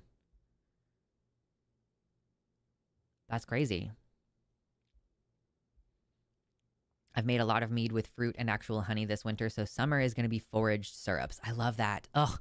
I love the idea of just being able to walk around and like identify plants and be like, oh, I'm going to take some of that and like make a little salad. Or like, ooh, I'm going to eat those berries and they're going to be delicious. I'm so looking forward to the summer because literally right outside my house, there are blackberry canes because they're fucking everywhere, you know? Like, you could practically just reach out the window. That's a little bit of an exaggeration, but yeah. I have a question for the fellow transes. Lay it on us, Uncomfy. Excuse me? I'm like, if I collect a shit ton of blackberries, what can I even do with that I'm gonna like eat them faster? You know, you make blackberry wine, blackberry jam. I don't know, like maybe maybe like a blackberry and jalapeno jam. Oh, get into making my own spicy jellies. You have no idea how much my mouth just started watering. I love spicy jellies so much. It's delicious. Okay, Ian looked it up and said earthworms were introduced by settlers bringing in their soil and plants. They do displace native populations of North American worms. I done learned something. Okay. But is that like a harmful thing? Like, so obviously, like, yeah, one species can crowd out another species, but it's like, it's not like harmful to the environment. They still provide the same. It's not like biodiversity suffers from it in a broader sense. You're already sounding like a valley girl. Shh.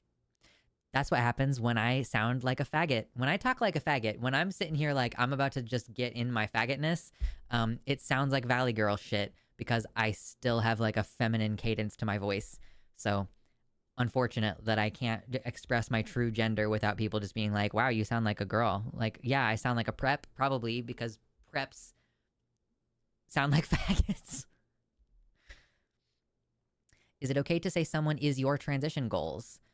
I don't think it is a bad thing to say generally, but I may not say that to someone individually unless I knew them well.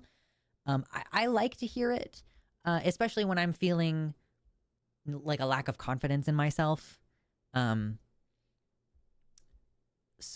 Yeah. I don't mind it when people, if I'm like, yeah, I'm self-conscious about my voice, or if I, mention something like that, if there are people who are like, oh, your voice is like transition goals for me, I'm like, oh, okay, that feels good. It's going to be different to different people, I'm sure. If someone one-on-one, I don't know, I'd probably still be kind of flattered. I don't know, it depends on the relationship, right? If it's somebody, like I've had a friend before, I'm just thinking of like one person who was really a lot more interested in being my friend than I was interested in being their friend. Like they really tried to be my friend, you know, and I was like, oh, that's really kind, you know, I'll spend time with them. They seem cool. If that person had been like, wow, your transition goals, I would be like, okay, so the weird attraction that you have toward me is because of your gender envy, and that might that might make the relationship a little bit weird. But I can tell when people are doing that also, you know, if somebody is like paying special attention to me in that particular way, I can kind of see the behaviors and go, oh, that person is trans and they don't know it yet. I've had this happen a couple different times. I'm like, oh, you are going to figure it out in like a year or two.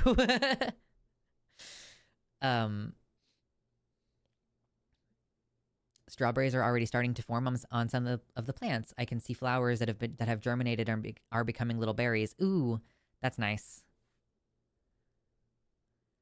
I'm gonna go. I think tomorrow I'm gonna go. Really try to weed more of my garden. I went a week or two ago and I weeded some of my garden up, and I got rid of some of the shit, you know. And then I kind of ran out of energy pretty quick, so I'm going to try to spend a little bit more time on it. Different worms do different things. Okay, fair. No, that makes sense.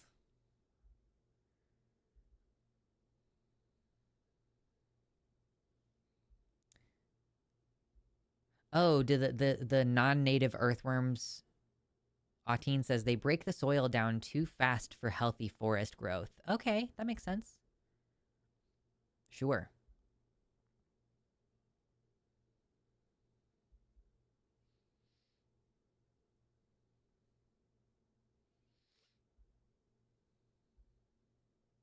I resisted the spicy jelly for years before I found I love it. It's so good! Y'all, if you don't know about spicy jelly, I have some in my fridge right now. I have like some blackberry jalapeno jelly. I've previously had mango habanero jelly. We might actually still have that one because it was unopened when I brought it from Kansas. But it's delicious. And you can... I think one time I even made like a peanut butter and jelly sandwich with the spicy jelly. You can also, because it has a lot of fat to offset the spiciness in the peanut butter, but you get like a Ritz cracker and the cream cheese and then the jelly. Ah! It's so good. Hello, droning goddess. Welcome in. Today is a chill day. We are just shooting the shit about whatever. Right now, we are talking about, like, I guess food broadly, and like food and foraging and making your own food and shit like that. Pepper jellies are nice. Yes. They're so yummy. I just realized that I had a dream last night where I was putting ghost pepper hot sauce on something. Or like I was drinking it straight out of the bottle or something like that. I have no idea what the context was, but thanks for reminding me of the dream that I had. I have some ghost pepper peach jelly. Ooh! I have never had peach jelly.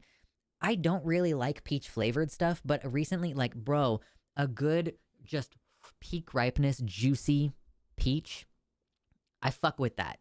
So I wonder if I would like peach jam or like peach jelly. That's so interesting. Mosh says, it's pretty easy to grow a small batch of chili peppers at home on a windowsill, so you could probably make a foraged and grown spicy jelly fairly easily. Lux goes on hot ones. We did it. My husband bought the season 22 hot sauce lineup. And we still have a bunch of them. Like, hold your horses.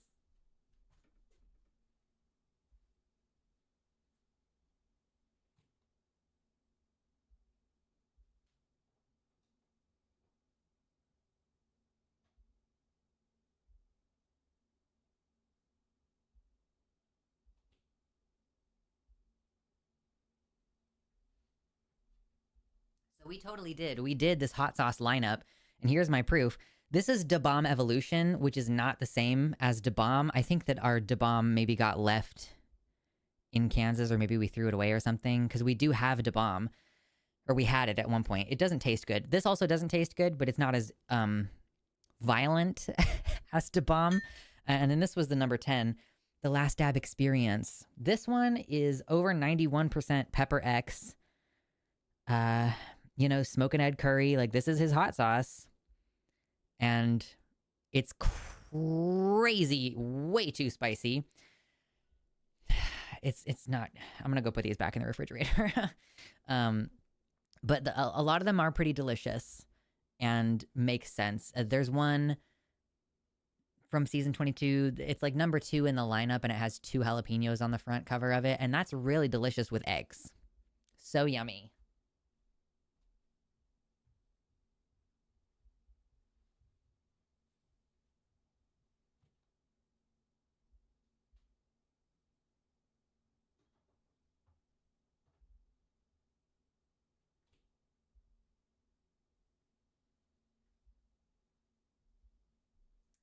Just a really big fan of hot sauce. Delicious. Mostly I walk around like my rodeo friend, Queen, who people really leave alone unless she wants them to pay attention. True. Me too, actually. Apricot jam is my heart and soul. Oh man, I haven't had apricot in so long that I don't know if I like it. I might have to try that. I do feel sad for people who can't experience spicy. It's a special kind of high. It's like when it tastes good. That's why I go on and on about ghost pepper, because it tastes so good.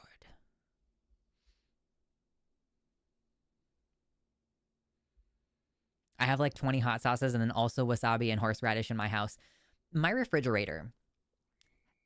In the refrigerator, there is it's like another part of the door near the bottom where there's another rack. Like, you've got the racks in the door, but like in the bottom of the fridge, there's like the drawers, and the drawers come out far enough that like you couldn't just have another thing inside the door, right? But there is one, a skinny one inside the door, and that's just filled with hot sauce. Like across the entire bottom front of my fridge is just our hot sauces.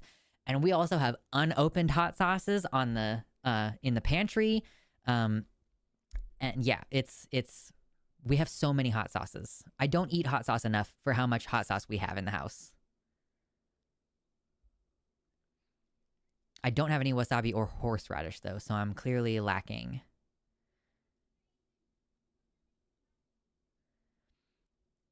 I can't wait to get Granny Smith apples off this tree. I've been growing for this kid from a seed forever. Yeah. I keep a bottle of 1 million Scoville pepper extract in my house at all times. 3 drops in a bowl of ramen, and it's hot enough to make me shake involuntarily. Whoa.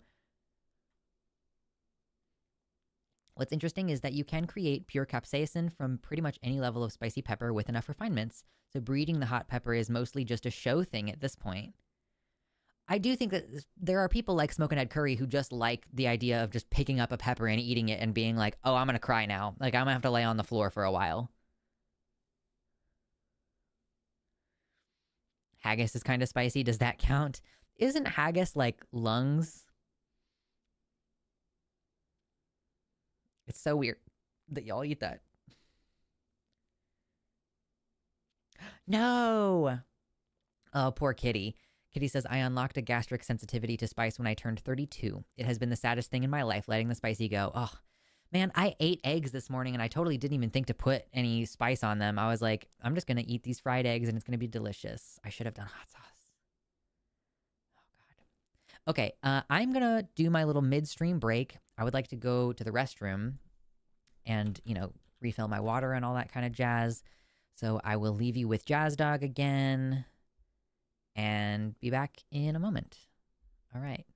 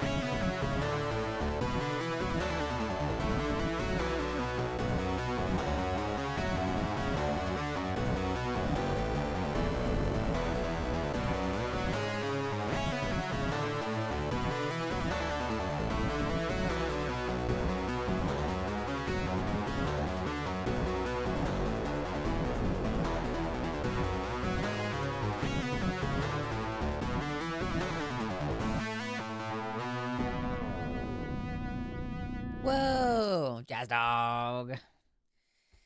I'm back.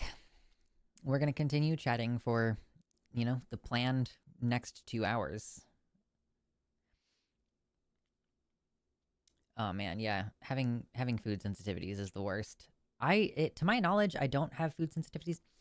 My thing is, like, randomly I'll just have diarrhea and I'll be like, I did not eat anything yesterday that I would not have eaten normally.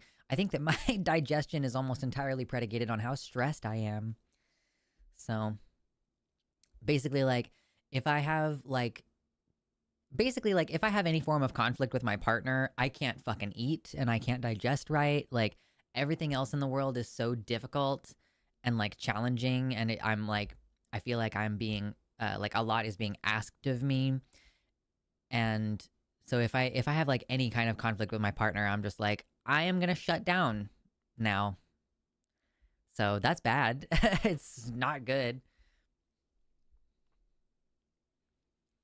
Food sensitivities are wild. I can eat cultured dairy, for instance, but milk or cream can make me break out in hives. Cannot eat lettuce, spinach, or bok choy if it's raw without feeling like I'm dying. But if it's cooked, it's fine. Like, what the fuck, body? Yeah, it's the enzymes. I've known somebody who was like allergic to like almost all fruits and vegetables because of a special enzyme that they share. Mike's hard. I'm gonna sip on that. It's like a half-finished one from last night.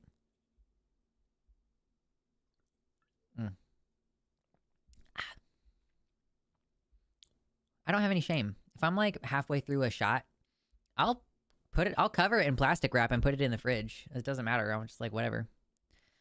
If I feel like I've drank too much, I'm not going to sit there and like finish a drink. Adulthood. When you're in your 30s. Bok choy is so good. I don't know if I have ever had bok choy. Is it an allium? What is bok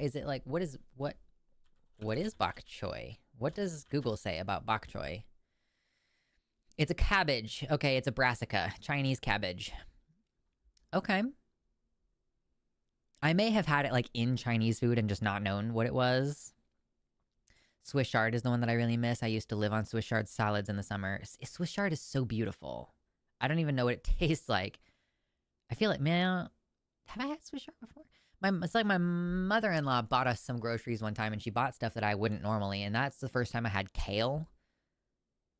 Kale is crazy looking.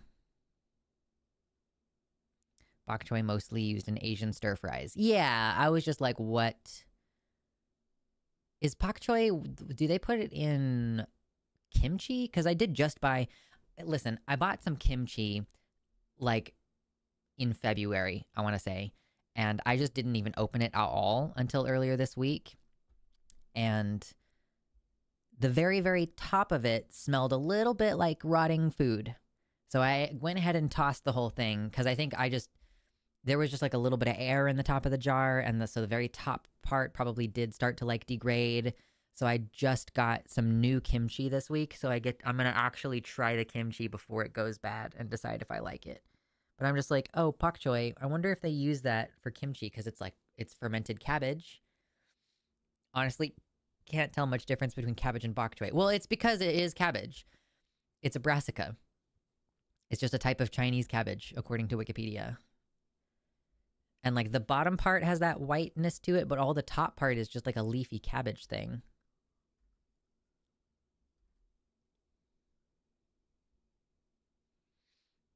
Delicious, though. I've almost certainly had bok choy before, just in a stir fry that I didn't know about. Bok choy shouldn't have been on my list, honestly. I was just listing leafy greens, but cabbages specifically do not trigger my nightmare stomach issues. Nice. Bok choy is thicker than regular cabbage. Yeah, I could see that. It's like a little bit more dense. Isn't the whole point of kimchi to eat rotten cabbage? So kimchi should have a pungent, spicy aroma, but it should not smell like rotting food. So, if you've ever, if you threw away trash in the bottom of the trash can when you first put the bag in, and then you get to the point where the thing is full, and there's like rotting food in there, you know what rotting garbage smells like. Kimchi, yeah, I had to like Google around a little bit and like look on Reddit and stuff, and it's like, yeah, no. it should definitely have a smell, but it should not smell anything remotely close to rotting food. Bok choy is also often added to Japanese ramen. Actually, a big part, I'm going to take this hat off, sorry. I'm just too warm now. A big part of the reason why I am trying out kimchi is that I bought some kimchi flavored ramen last year, and I was like, oh, I don't really like this the same way that I like a chicken one. And I was like, well, what if I just serve it with some real kimchi? Maybe then the flavor would make more sense. So that's my goal, is to eat kimchi flavored ramen with kimchi on the side. Ooh, fermented garlic. Oh, that sounds delicious. My favorite kimchi is made by Fred Meyer Kroger. Oh, nice. Oh, in a box. It says, I thought gumbo was spicy, and it turns out it wasn't. It just had a sneaky shrimp in it, and I am allergic to that. Gumbo, in my experience, is often spicy, though. I think, like, chili powder in a gumbo is, like, part of it, right? Or have I just had gumbo that was weird? But yeah, no, the seafood for sure.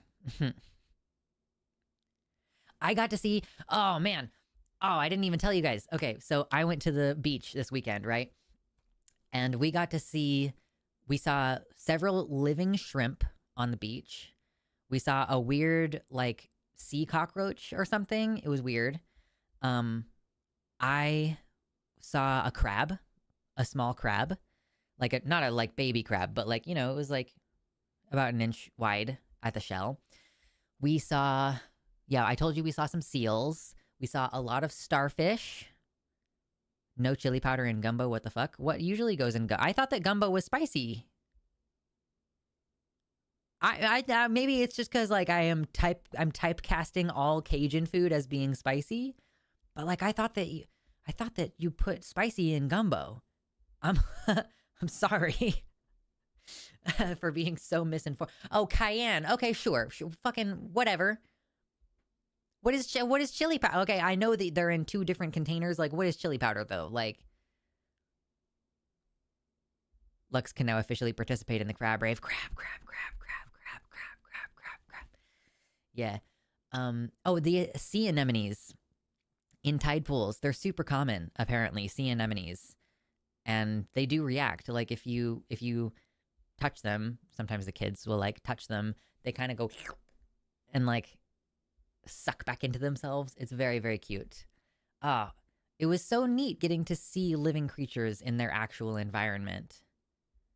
Chili plant is a type of pepper specifically. Okay, cool. Good to know. Okay, but so I'm right though, but gumbo is spicy, yeah? Not the puffing up your face kind of spicy, true. No, they definitely taste different. Listen, I love me some Frank's Red Hot. It's the cayenne. It's the flavor. If you like pickles and spicy food, I would be shocked if you don't like kimchi. That's kind of how I feel. I smelled it, and you know, I dug in past the rotting food smell into the jar further to the part that was still submerged, but that smelled really good. I just didn't want to eat it because, like, when in doubt, throw it out. Don't fuck with fermented food. If it seems off, don't eat it. I love sea anemones, especially the little ones in the tide pools. They're so cute. And they, like, do they fluoresce? I'm going to look it up right now because y'all, like, we were talking about it and, like, we weren't sure. We were looking at them and it was, of course, it was the middle of the day. It was bright. And so we weren't totally sure, but, like, do sea anemones fluoresce? Are they bioluminescent?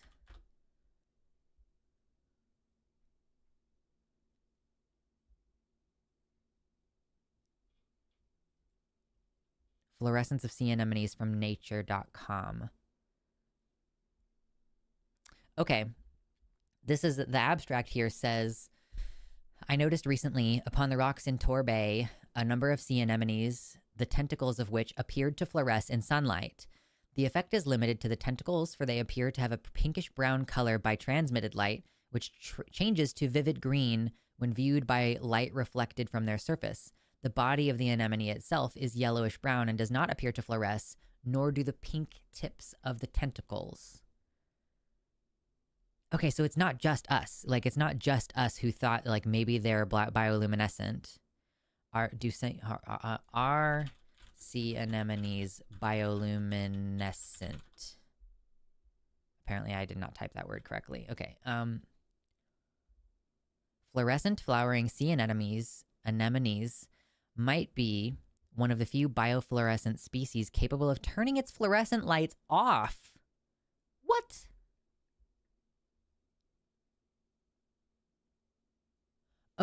So they're not bioluminescent.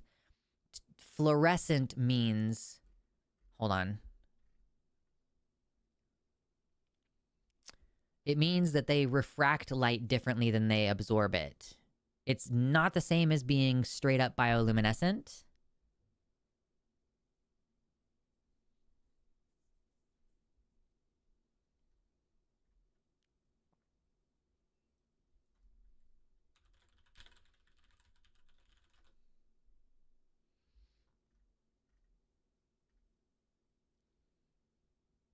Fluorescence is one of two kinds of photoluminescence, the emission of light by a substance that has absorbed light or other electromagnetic radiation.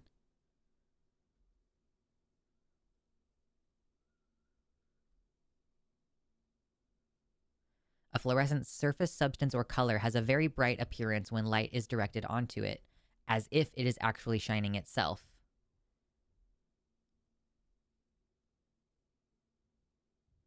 Fluorescence is the ability of certain chemicals to give off visible light after absorbing radiation which is not normally visible, such as ultraviolet light. Okay. No, okay, that makes sense. Got it. Okay, So that's cool. But yeah, if you look at them, they look like they're glowing green. If you look at the kind of anemones that we were looking at, they were like green, like so bright green.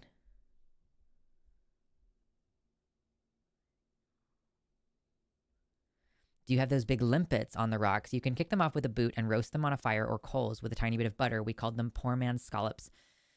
So in the state of Oregon, you can get a license to collect mussels. And there were a shit ton of mussels all over the place at the beach that we went to. And tons of their shells all over the place. And so, yeah. So in 3 months or so, I'm going to get all those licenses if I can. I'm going to get my hunting and fishing license. I'm going to get a crabbing and mussels license because those are all things that I'm interested in doing to some degree. And I want to have the flexibility to just do it whenever. So you can, depending on, so you also do have to pay attention. And this is part of why, this is part of why publicly funded services are so important, because there are things like keeping track of the purity of water, and then the Wildlife Association will issue guidance if there is a thing happening in the water where it's like, you should not eat the mussels. Like, you should not eat them because they take impurities out of the water into their bodies. And then it might be a couple months or whatever before they're like, okay, now it would be safe to eat them again. You can go ahead and continue. This is part of why these kinds of services are so important.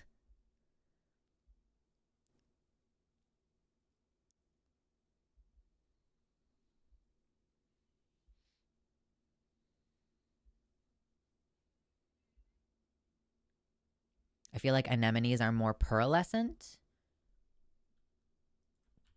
Define pearlescent.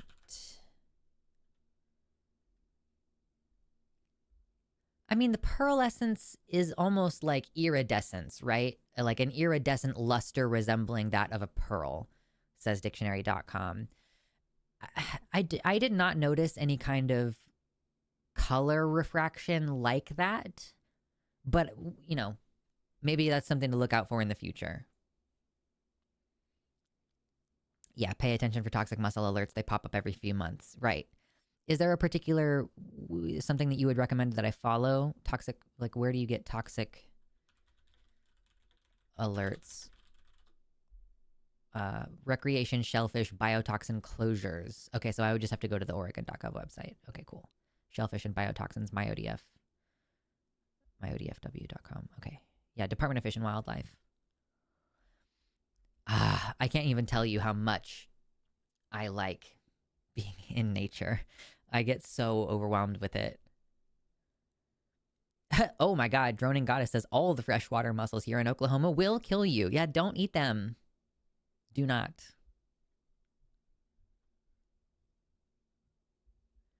Iridescence tends to shimmer and almost appear to glow.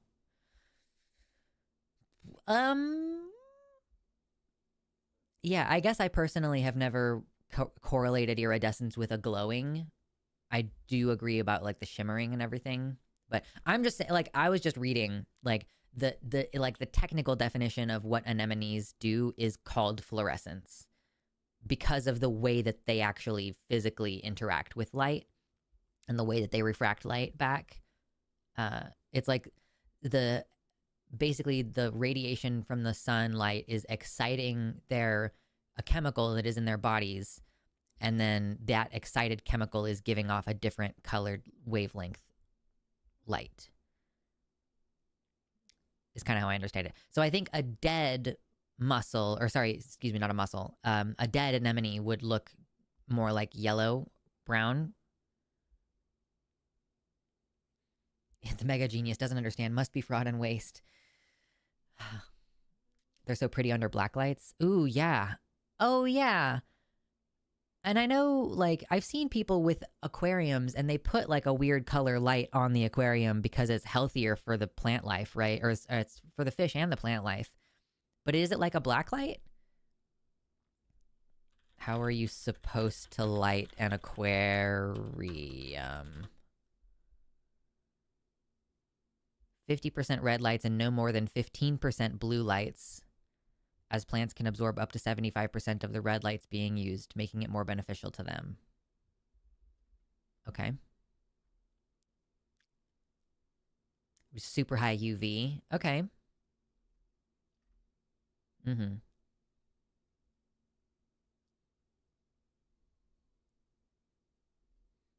Interesting. Yeah. So the ocean, pretty cool. I do like the idea. We like the idea of fishing at the ocean too. I saw a guy fishing when we were at the beach.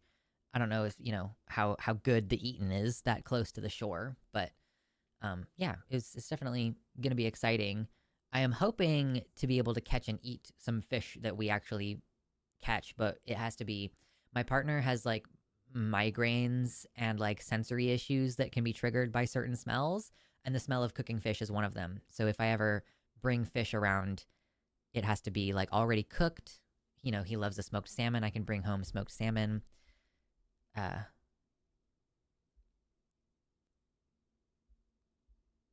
But we would have to catch fish and then cook them out there on like a campsite or something.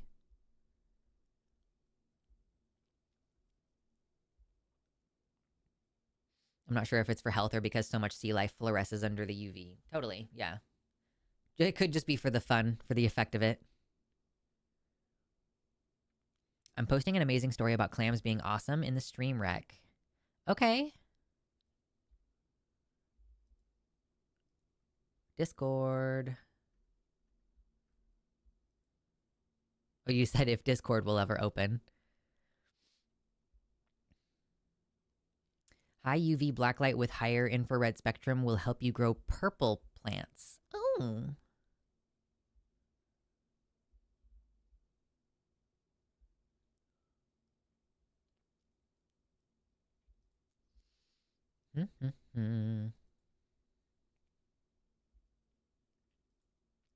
Also, if you haven't done it yet, if you have Blue Sky, you should make sure to go check out the feeds and see if there's any feeds that you want to follow.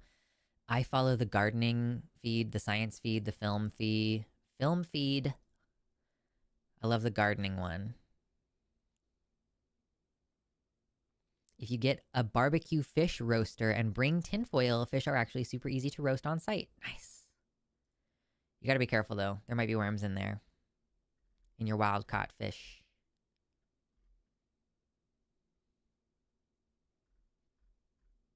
Okay, Discord, you figured it out?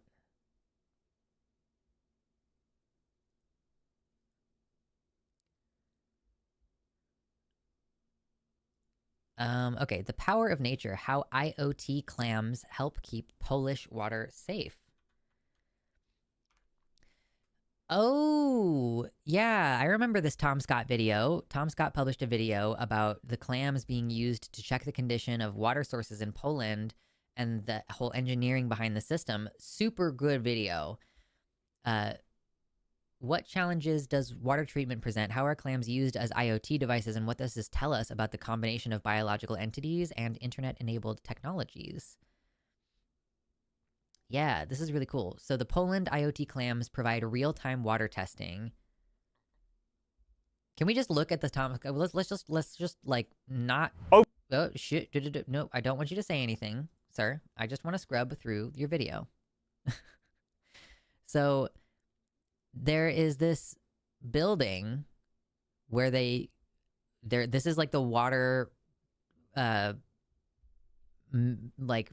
the water maintenance, like this is where they check if the water is pure, if there's any toxins in it or whatever. This is where you do it in Poland, this particular area at least. So you can see they're out here on the shore near the mouth of a river, and they genuinely do have this, like, come on, show me the clams, you son of a gun. Come on now. Okay. So they actually have like 6 clams in here. Or is this, yeah, no. Is this not it? No. Where is it? Okay, look up close at them. Come here. Is this the ones? Basically, like, they're glued to something, and then if they close, it triggers a sensor that tells them, okay, the water, there's something. And so sometimes they'll close just for no reason. But if 3 or 4 out of the 6 have closed, that is what trips. So it's like, okay, that's no longer incidental. It's not just one of them is closing because that's a clear sign that there's a water toxicity problem. So yeah, they do genuinely use clams to detect whether the water is clean, because if it's closed, it like pulls away from this like sensor that's attached to it. Like they're attached to a probe. Yeah, so you can see that is like it interacts with it and helps you know whether it's moving or not. Grilling is a great way to do fish if you get sick from the smell. Yes. Well, okay, so I live in a place that has a very high risk of fires, so there are a lot of limitations on when and where you can grill and shit like that. And like also renting, you have to have fire insurance. So like a lot of rental places have like a lot of additional rules on top of all of the legal limitations that are already in place. But yes, yeah, Moshe says gut clean, stuff with butter and herbs, wrap it up tight and hold it in the flames for about 10 minutes. Yes, that is, it sounds very much like what I would like to do. I can just like buy smoked salmon and then use that in a dinner that I cook, or like put it on top of something else that I have made, like a rice pilaf or something.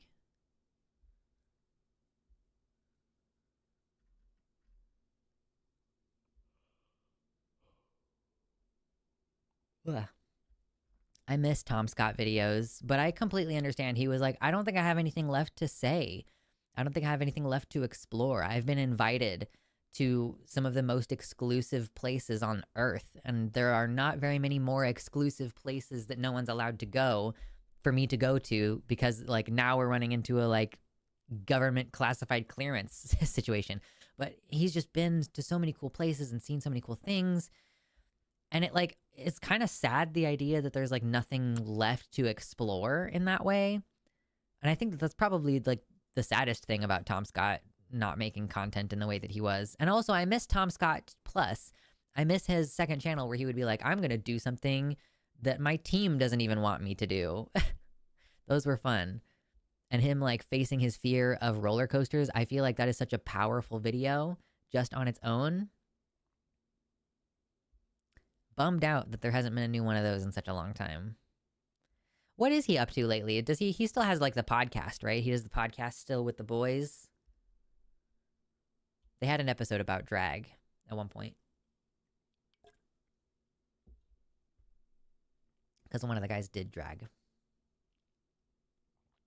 Oh my goodness, those are pretty flowers.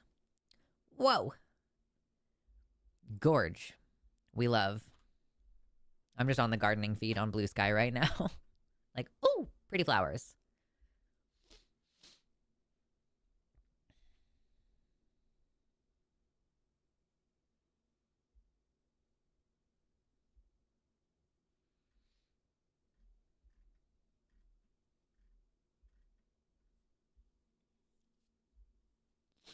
Mm.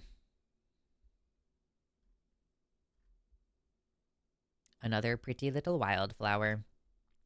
I went to the beach, and on the website it said like, oh, this is also a great time of year for wildflowers. I did not see enough wildflowers. I'm like, what are you talking about? Maybe I got to come back in like 2 weeks and do the hiking adjacent to the area. What's the name of those flowers? Which ones? This little tiny one says curious cowslip. That's what the person labeled it as. The blue one that I showed you, this person says it's called Lysimachia monelli, or blue pimpernel. Blue pimpernel. Blue pimpernel. Yep. Excuse me. Ah! Mosh, high five, the community garden. Yes! That's awesome. I've got my community garden thing. I'm gonna start working on it. Yeah, like I should have probably gone today, but I'll go tomorrow and get some more of my weeding done. Make sure like that the whatever volunteers I have in there right now are the volunteers that I want to have in there. There is a machine at the garden barn, but I don't know how to use it. I did look up how to use it, but I'm like, oh, am I really going to try to figure this out and like pour just enough gasoline in it that it'll work for a little while?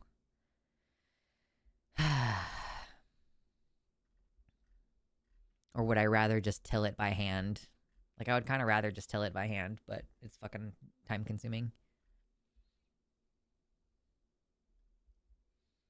This is the best time of year if you're a gardener, if you're into plants at all, because this is the aspirational time of year.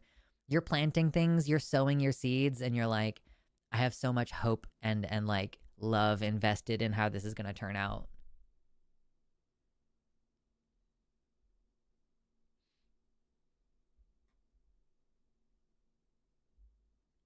The one nearest me doesn't have any volunteers currently, just the lady who runs it, so I'm expecting to learn a lot if we're just doing everything together.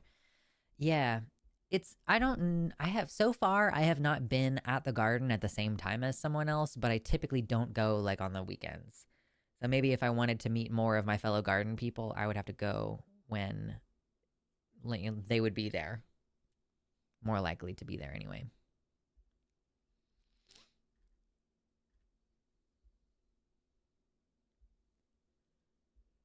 Is there any reason to grow cilantro if I don't like it? Oh, man. It's not good. Just got my sunchokes in, and I have my 2 raised beds ready. Nice.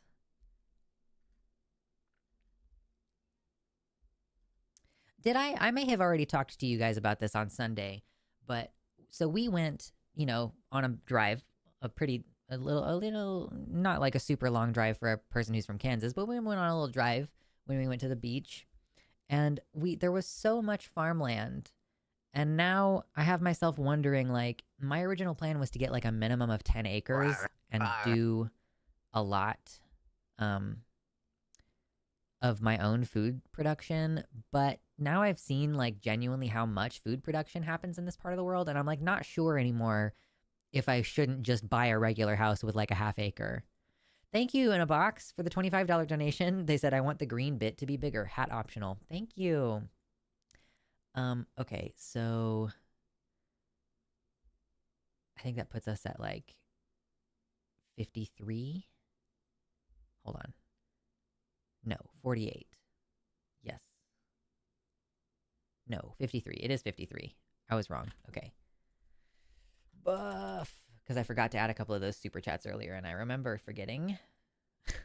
What a strange thing. But thank you. Yeah, can I... Okay, I was just getting too warm with this hat on. It gets warm in here very quickly. Okay, what are we going to do?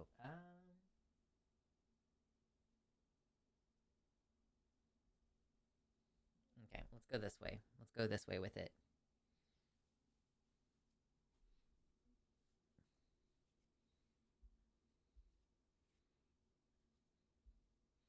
This one is too small? Is this too small for my head? It's a beret. Isn't it cute? My mom made it. I think this is how you wear a beret, right?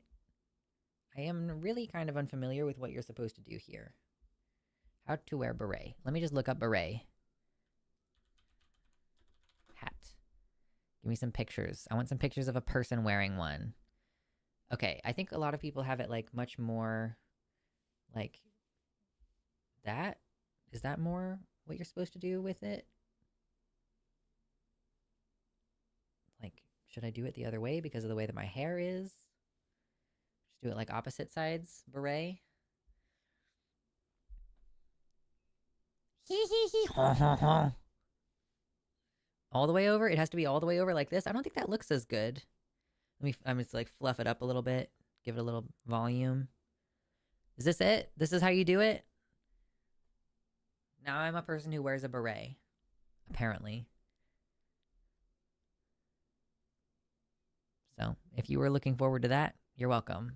Lux the painter. Is this a painter? I'm a painter now. I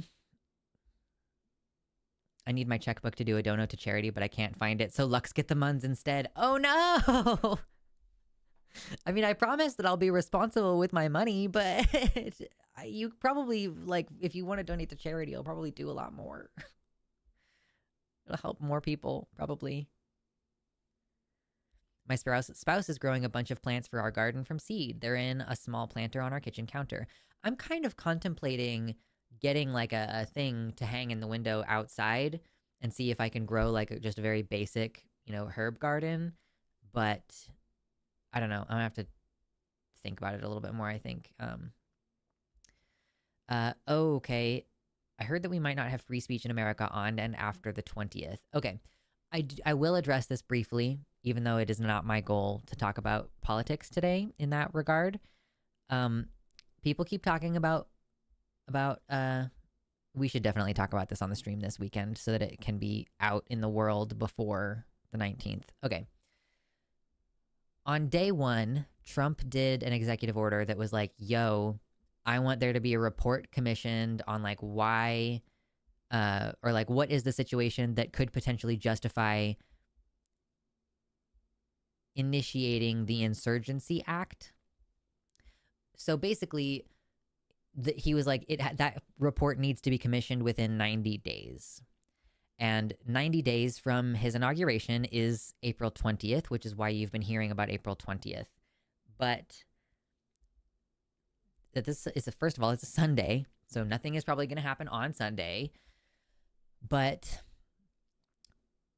potentially this could enable a lot of behavior from him that would not normally be acceptable, because it's basically like invoking wartime emergency to say like, oh no, like I need special powers as the president in order to deal with this emergency. Like we're going to suspend the usual process of figuring out how things are supposed to work. And so that's what people are worried about. That's why people are concerned, because they're like, oh my God, this could be like, he could do all these crackdowns and everything. And I will just say, like, Trump could decide to do all those things before that report comes out. We don't know if that report's going to come out. Like, whatever he's asked for in terms of, like, I want someone to write me up, like, basically a justification to use the Insurgency Act. I think that there is a big protest planned for April 19th. So, like, the day before April 20th, like, some people are saying he is looking for an excuse to bring out the Insurgency Act. And like, if people are violent at protests, that could be a justification for it or something. So yeah, that's basically why people are talking about April 20th. That does not necessarily mean that anything is going to happen. Also, like, Trump does not seem to be super concerned with operating fully within the legal framework. So, like, he might not even really need the kind of justification that would be from that report in order to do stuff that's like the Insurgency Act. He doesn't seem concerned with doing things within the procedure.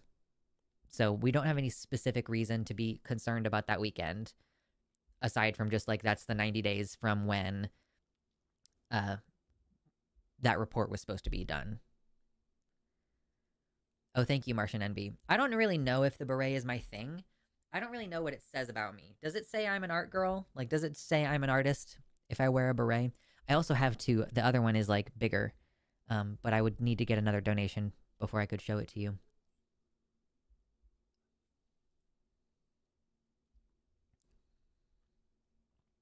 Okay, well, it's a military. It flips up in the military. And like, I don't know. This is like, wait, hold on. This is, okay, so this is crochet. So obviously it's going to be like soft.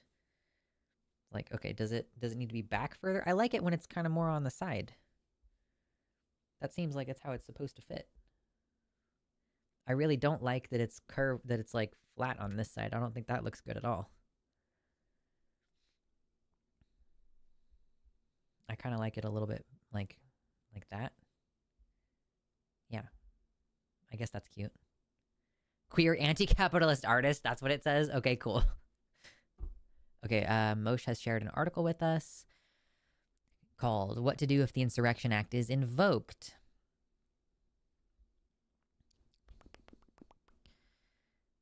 Whoa. Okay, hold on. Chill out, girl. Okay.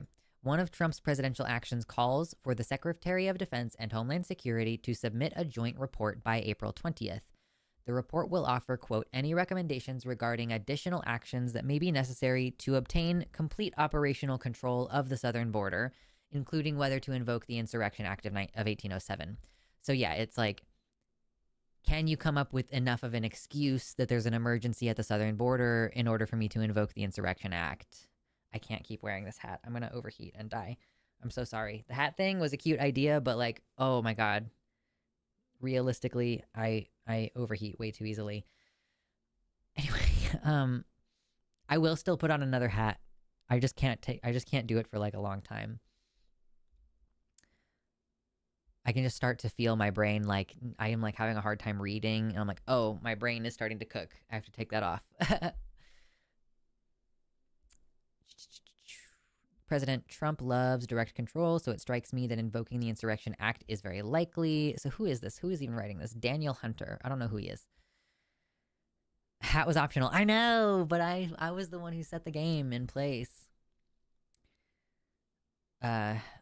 This occasionally used provision empowers the president with few legal limitations to deploy U.S. military and federalized National Guard troops inside the country. Because, like, yeah, typically it is not legal for the president to deploy troops on American soil. It takes, like, a big emergency to do that. And, so yeah, that's part of the fear here is suddenly the military is being deployed and, like, our police are already super militarized. Although, honestly, like, I feel like the U.S. military is more likely to follow the appropriate mode of operation than the police, because the military is like so much more strict about what is acceptable behavior. But I don't know. Pay money to torture Lex's brain. True. I do still have another handful of hats over here. I can keep going. I could probably handle like another 10 donations before I lose new hats. It's a really long article. Yeah, everything that I have seen about the Insurrection Act has been long. Okay, who is Daniel Hunter? Coaches and trains movements across the globe. As founder of Choose Democracy, he's helped stop Trump's coup attempts. He has trained extensively with ethnic minorities in Burma, pastors in Sierra Leone, independent activists in Northeast India, has written multiple books. Okay. But I just kind of was interested in going into like just what is the Insurrection Act? Why are people concerned about it? In all cases of insurrection or obstruction to the laws, the President of the United States can call forth the militia for the purpose of suppressing such insurrection. Insurrection is not very clearly defined, but updated modern language just says it's unlawful obstructions, combinations, or assemblages or rebellions. Oh my God. The Supreme Court has upheld that the president alone can decide the meaning of these words and reserved for itself a chance to review the constitutionality of the military's actions, but the courts would still have to enforce that provision. The Posse Comitatus Act, which blocks the military from being involved in civilian law enforcement, is suspended under the Insurrection Act. The role of the military is to, quote, assist civilian authorities, but not to replace them. So this is not technically martial law, but it is very close to martial law. I want a beret because I can make it a gay beret. Should I take some of that bisexual yarn that I have and make some berets instead of making more of the tiny mushrooms? Anyway. So this says the Insurrection Act has been used a lot by President Lincoln in the Civil War, by President Grant against the Ku Klux Klan, by President Johnson to end school segregation. Okay, I was wondering, because I was like, I do remember Homeland Security was there for the integration of schools, but that's because the president invoked the Insurrection Act to protect the students using Homeland Security. Cool. Most recently, President Bush invoked it during the LA riots, and legal experts have pointed out that the door is wide open for abuse if you use this. You look cool as fuck. Thank you. I would buy a crochet beret. Okay, cool. I have a pink one. Oh, nice. Yep. I just have this like bisexual yarn that I feel like I should, I don't know. I'm not sure if it would be a good hat yarn though, so I'll double check and maybe I'll just make some more of those. Oh, that's an interesting suggestion. Yeah, that commenter was like, you should use some sort of branding in the thumbnail.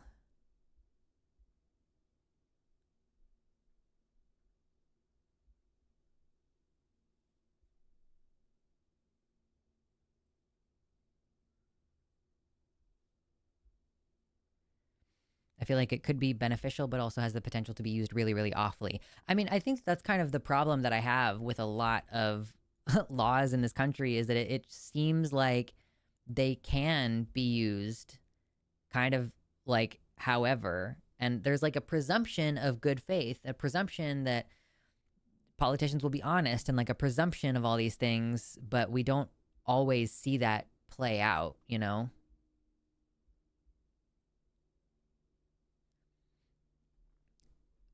Because, like, why is it legal for somebody to run as a Democrat and then become a Republican as soon as they get sworn in? Like, why is that legal? Because no one ever thought that someone would just straight up fucking lie, and so they didn't ever make a rule about it.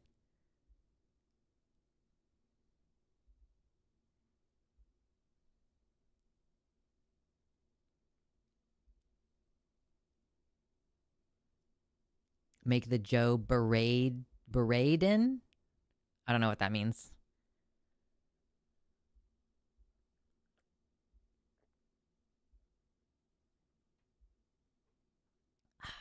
Water.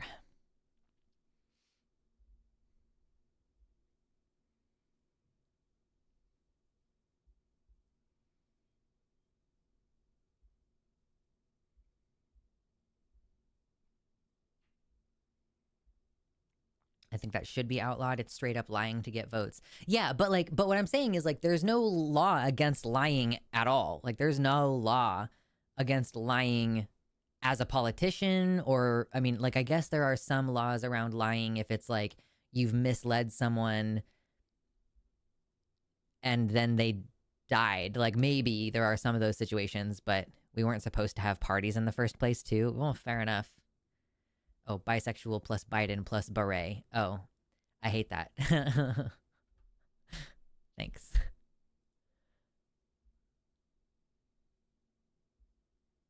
Oh, nice. British MPs are getting taken to court over war crime complicity in Gaza. We love to see it. I'm so happy for you, Moshe. It's very popular with the public. Good. Doesn't the international court have like a warrant out for Netanyahu's arrest? That's fun.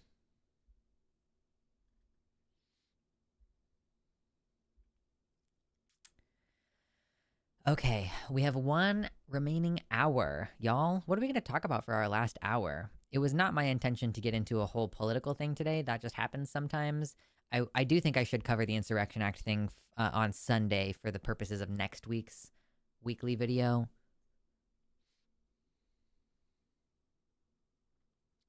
Politicians' promises and such aren't included in fraud laws. Right. It's kind of similar to how taking bribes is illegal for all judges in the United States except for the Supreme Court justices. Like, what?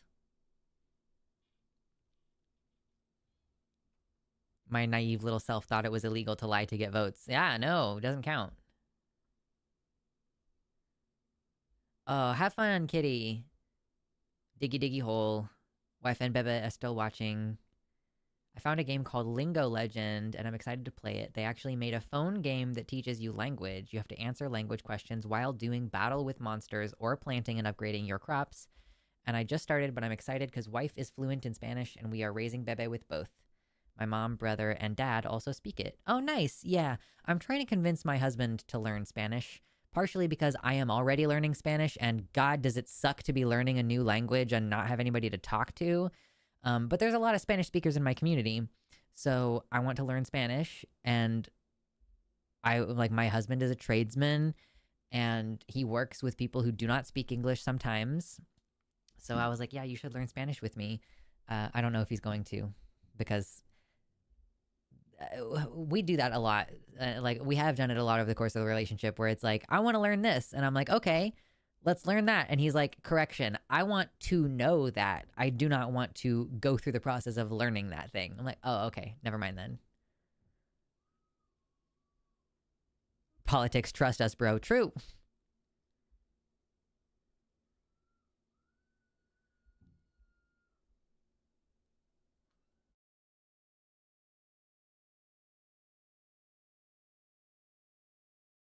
Working construction is what really made me want to learn Spanish. Yes, exactly. It's so much more useful too than like French or yo como pan. True.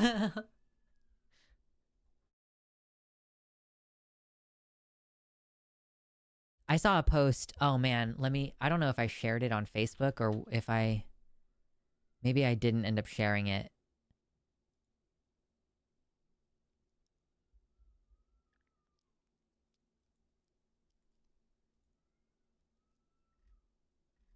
I'm going to see if I can find it. And then if I can't find it, I'll just tell you what I remember it saying.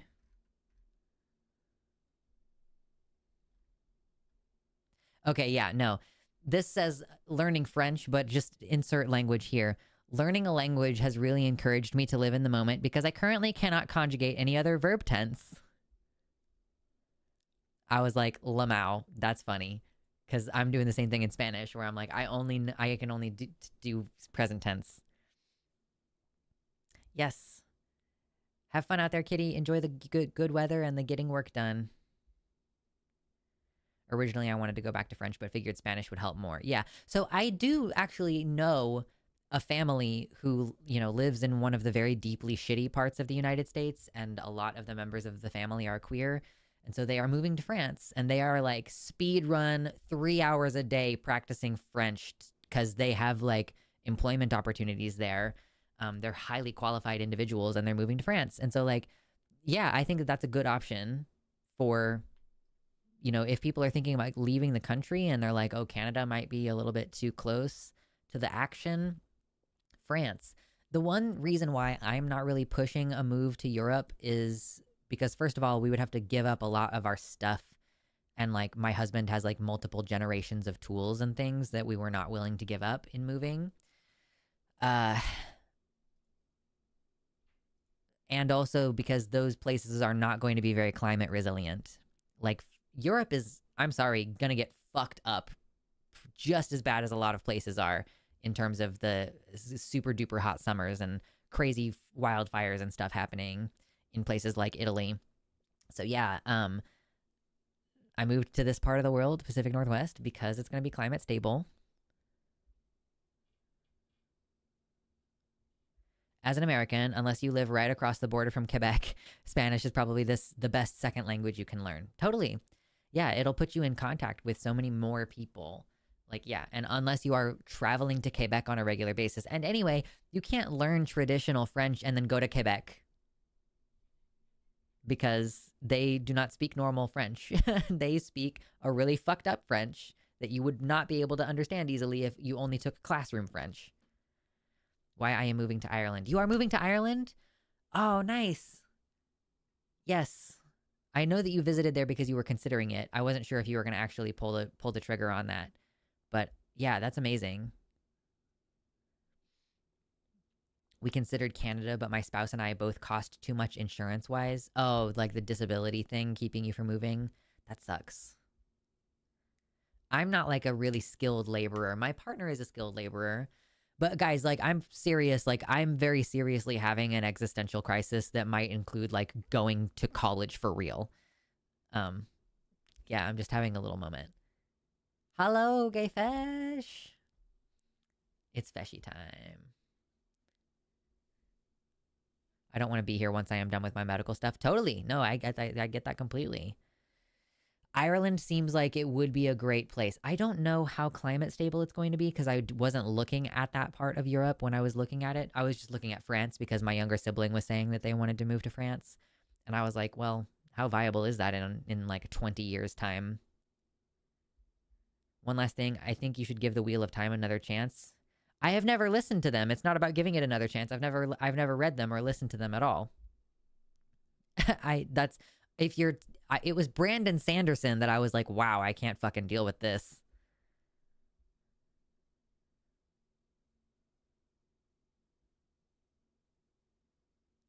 Everyone hates Dutch, but I love Dutch. It's my favorite language. Oh, that's funny.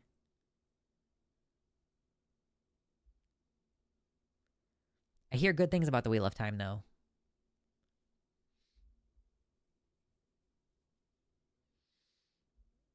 Ugh, my original goal at the beginning of the year was to read one book per month, but now that I'm behind, obviously, like the goal now is just to read 12 books. So I am working on the second book of the 12. Ireland is a small island. It rains a lot. The people are very polite. It is part of the EU, so good base to explore from, and the food is great. Vegan, veggie, allergy friendly. Nice. Yeah, I don't know how I would go about moving across the ocean. That would be crazy. I don't really plan on it. Truly, deeply, intensely, my plan is to dig down in the earth here in the Pacific Northwest. I will not be chased from this. I was already chased from my original home. This is where I've wanted to live my entire life. You can pry me out like a tick who's dug its head in. Like, good luck.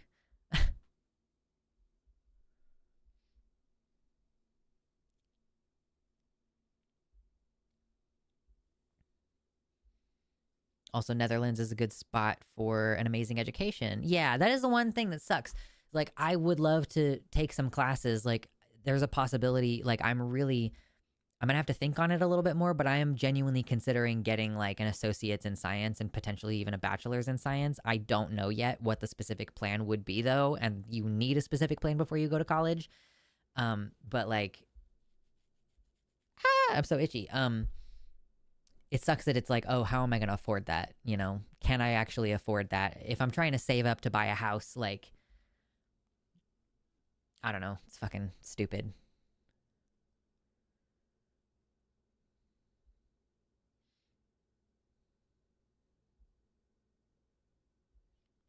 Droning Goddess says, I don't like the misogynistic bent of the magic system in Wheel of Time, but it does indeed center women's voices a lot.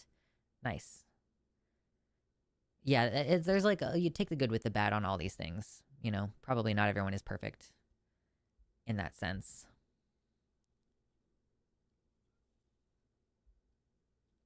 And it's like still written by a man, right? It centers women's voices a lot, but it's still fundamentally written by a man. Excuse me.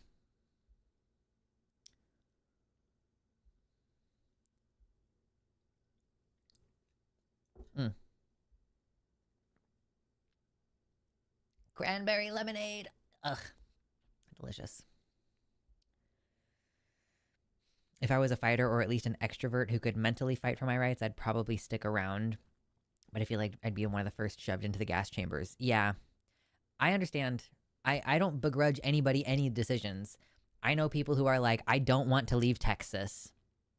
I know people who are like, I want to live on the East Coast. I know people who are like, I want to live on the West Coast. I know people who are like, I want to move to Canada. I know people who want to move to Europe. Like, I don't think that any of these are bad options.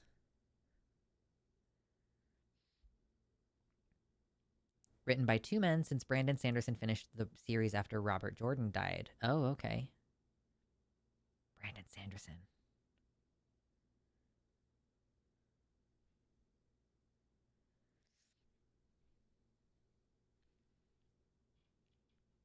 In the Wheel of Time, the men fucked up insanely hard in the past and now need women to help them fix it. Ah, funny.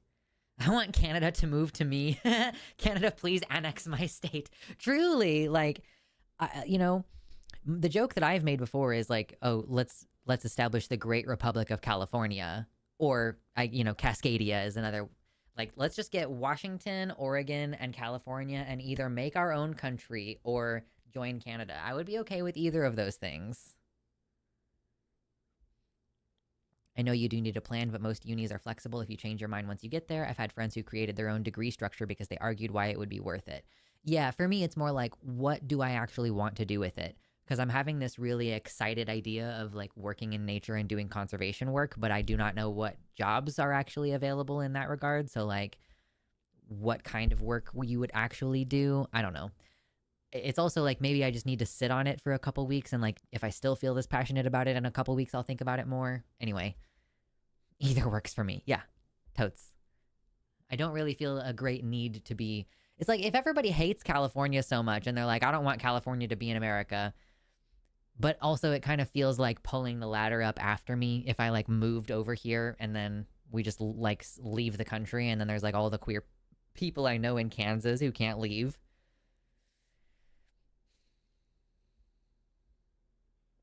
I saw a Popeyes ad for pickle lemonade. Ooh, that sounds crazy.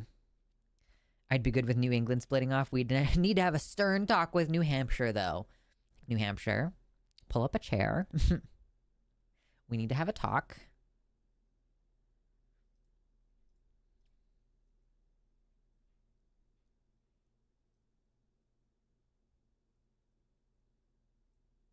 Kitty Tick, you're supposed to be diggy diggy hole. You're gonna lose. Well, I guess you still got like a few hours until you lose the daylight, but come on.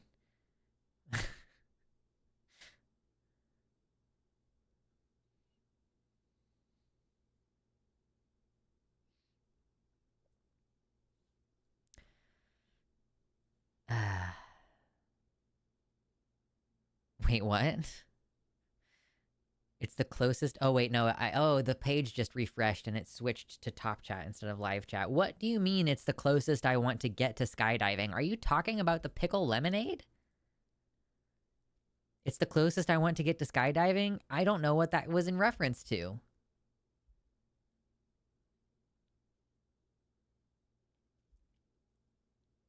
Wednesday, Wendy's, I got some fast food. Ooh, I have not been eating very much fast food recently. We did get some McDonald's when we were on the way to the beach, because I was like, I'm craving some McDonald's. Goodbye, Drea. Have fun. We've almost gotten 50 likes on this chill hangout stream. Isn't that wonderful?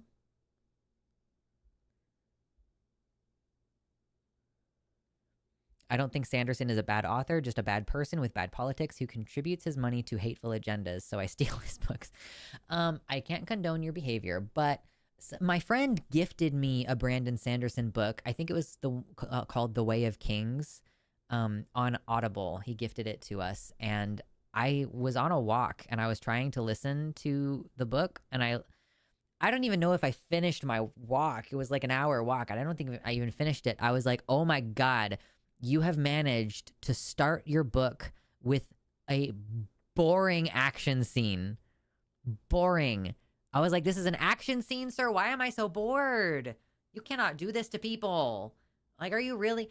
And when I told our friend that who gifted us the book, he was like, "Oh yeah, maybe one of his earlier books would be a better place to start because um because by the time you get to The Way of Kings, he's like banking on people being familiar with him as an author."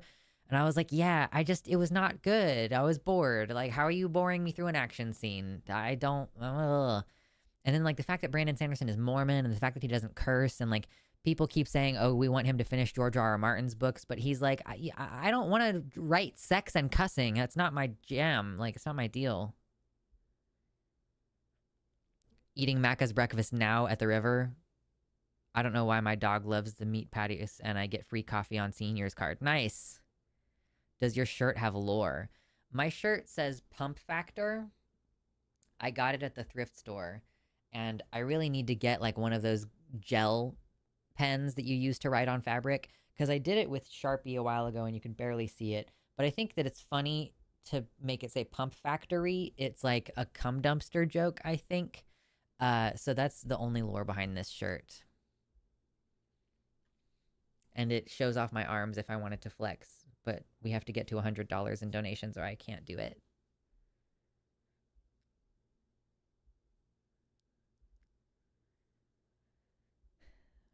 Do we have an Aussie? Yeah. You were donating Australian money. Eating Macca's breakfast now. What is it? It's like 5 hours ago tomorrow, so it's like noon for you right now in Australia.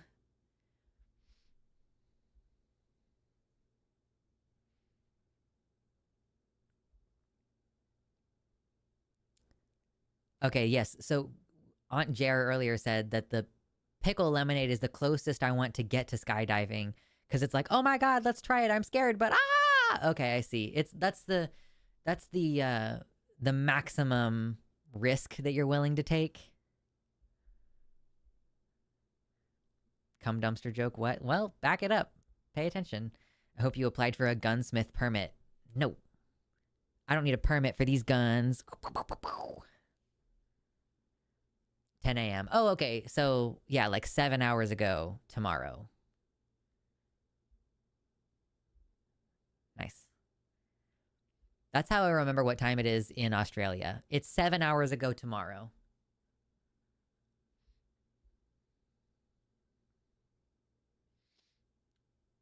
Yes, y'all have to hit the like button on the YouTube. Now we're at 52 likes. Ooh, baby. I want to show off something that I got recently, and it's this enormous machine massage gun. I first saw one of these on Markiplier's channel forever ago, and oh my god, these things are great.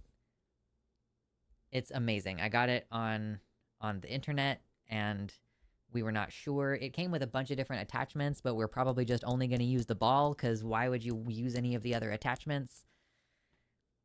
If you were into cock and ball torture, this would be the best way to get your balls punched like over and over again in a very short period of time. It's very useful.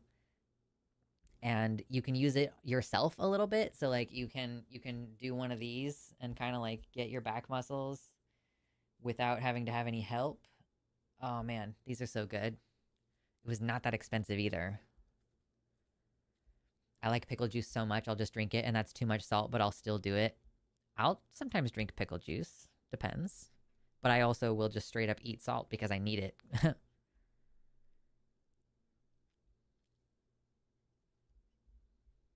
7 hours ago tomorrow is a crazy sentence. That's how you remember what time it is in Australia. I don't know what to tell you.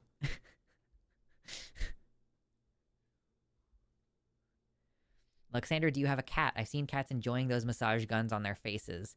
I would never put this on my cat. I think that would freak him out so bad. Or any cat, really. I think that would be really messed up. But no. No, I do have a cat, though. He's just in the other room. If we get to $100 in donations today, I'll go get him.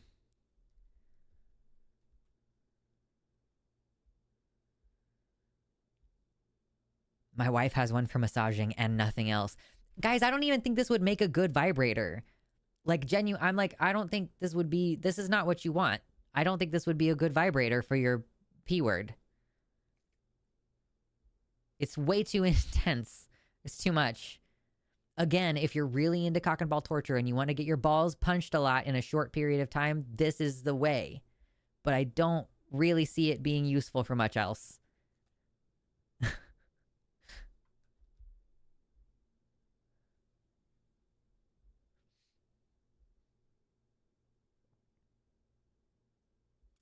The Monka S is in response to the C and B. Oh, okay. Gotcha. Oh, gotcha. Okay.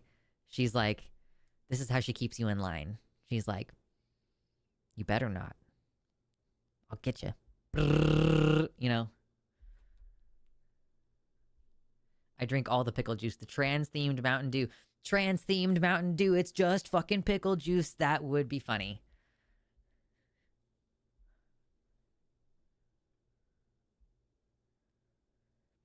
Someone was trying to massage their leg and the cat came and pulled the massager over to their face. Sure, but like, let me just, I don't know, just for the sake of example here, it's like the lowest setting for this thing. This is the lowest setting, and like, you can't even see it. You can barely even see it moving. Wow, that's very funny looking, actually, with the frame rate. But, yeah, I don't know. Like, I just think it would be weird to put on a cat. Unless the cat was very into it and like, yeah, maybe if the cat did it on purpose, then that's one thing. And then this goes up to 7. Like, that's 5. And then this is the maximum setting.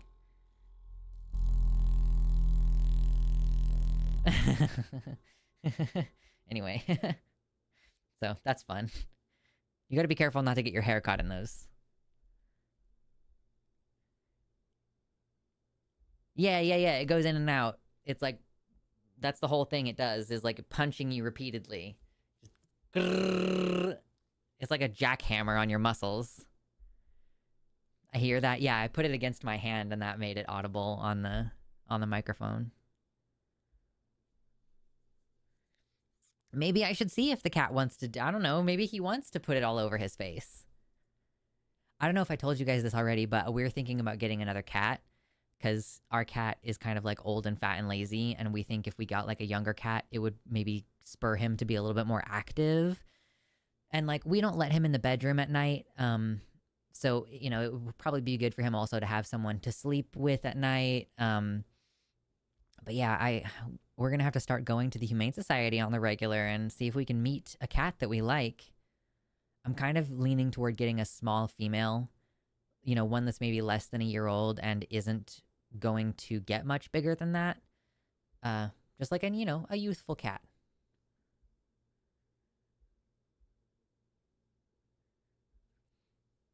Not gonna replace my His Smith stroking machine, LOL, but hope it's gonna help my sciatica nerve. Yeah, I think that is one of the things that this is good for. I put this like on my hip crease and was like, like, it was really intense. You got like a lot more sore places on your body than you notice. And then you get one of these fucking massagers and you're like putting it in places and you're like,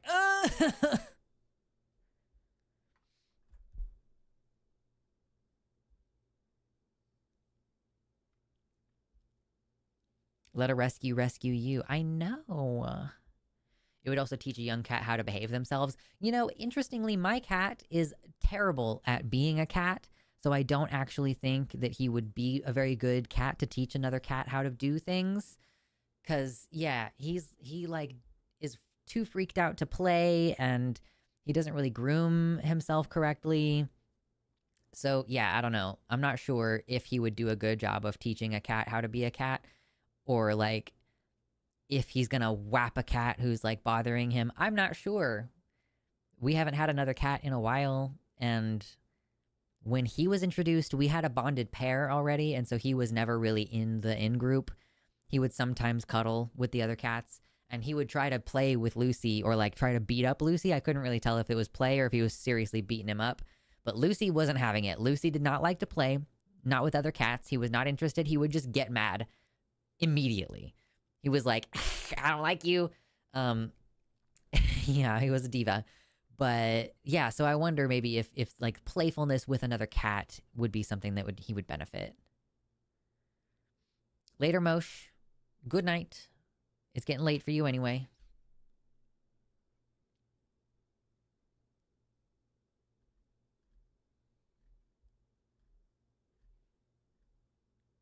Man, there's just so many good flowers on the gardening tab on Blue Sky.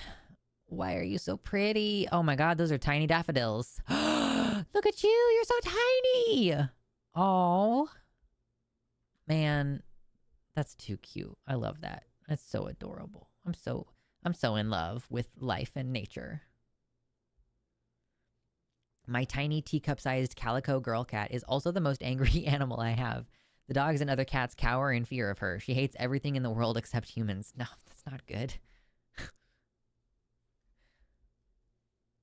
We're gonna have to see if it works out, bringing another cat into the situation. Mine have a 9-year age difference. They are too different to get along most of the time, but they do play sometimes.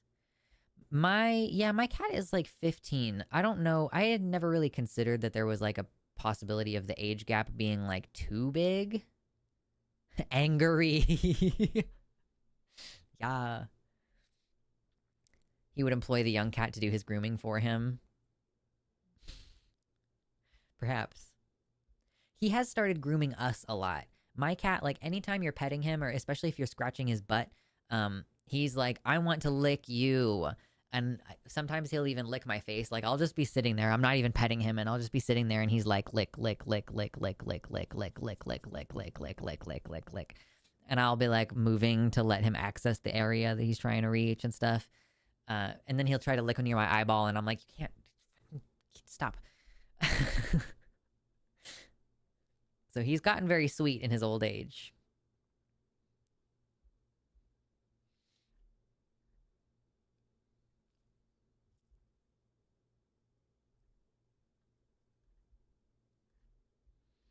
Flowers.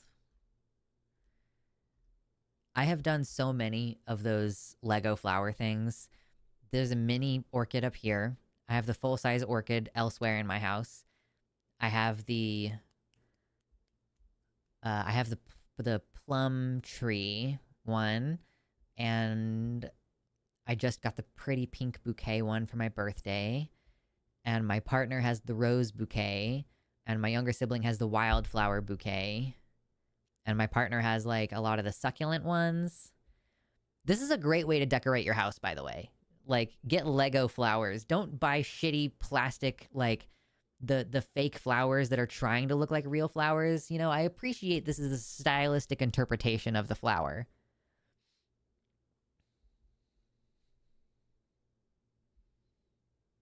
When you've watched a 150-pound Great Pyrenees circle around a tiny cat, leaving a 6-foot radius because he's afraid of her, you've seen real comedy. I have definitely seen dogs who are afraid of cats before. Like, my sister's dog has a healthy respect for cats. He is a... Fuck, what is he called? A blue heeler. He's a blue heeler. So he's not a big dog. He's like a medium-sized dog. And he's like got a healthy fear of cats. And his brother, who is even heavier than he is, you know, he's also afraid of cats. And we would bring out our cat, Deegan the Mighty, who weighed like almost 20 pounds. He was just a real big cat. And he was just friendly. He was like, I want to smell. I want to play. Like, let's see. And the dogs were like, they were not having it. They were so scared because he's a huge cat, you know, like they're already afraid of cats. This cat is almost as big as they are. They're like,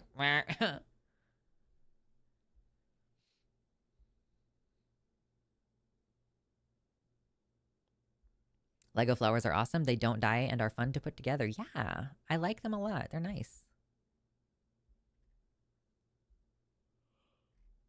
I have my kink is karma stuck in my head right now. I love blue healers. They're nice. You got to keep them busy, though. And they will herd you. Like, my sister's dog does not like high fives. Maybe he's chilled out a little bit now. But, like, he would try to nip at you. Like, if if my husband and I tried to high five, he would bite my husband. If my sister and her teenage son tried to high five, he would bite her son. And then if the boys tried to high five, he would try to bite both of them. And when my sister and I went to high five, the dog did not know what to do. He was like, I don't want to, I don't think I should try to hurt either one of you. It was just really funny.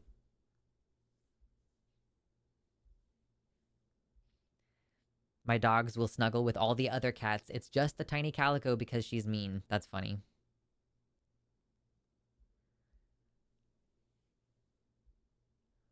Are corgis also herding dogs? Because my dad's dog, one of them really did not like dancing. I would just be like, "Ooh, I'm dancing," and she would try to bite me, and I was like, "We're gonna have problems." Or she would bark at me sometimes. She did not like dancing. Like, why are you trying to police me right now? Be chill. Be cool. Oh man, this is a fucking beautiful rose, dude. Damn. Damn, that's a perfect rose. Excuse me. Ah! Carbonation. It's coming for you all.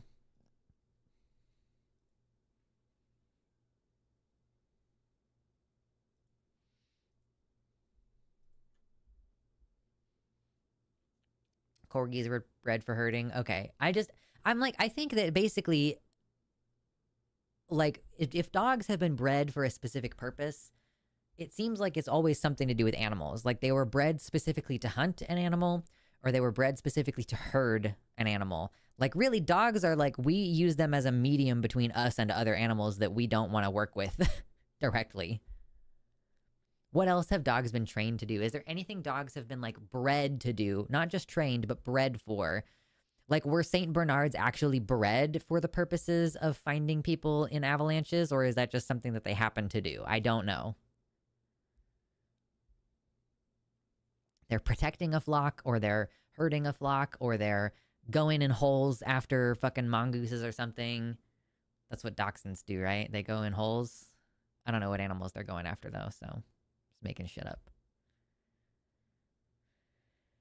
I'm good at making shit up. I'm thinking about doing improv to maybe like learn some things and like get some new skills. I do a live show as my like primary income, so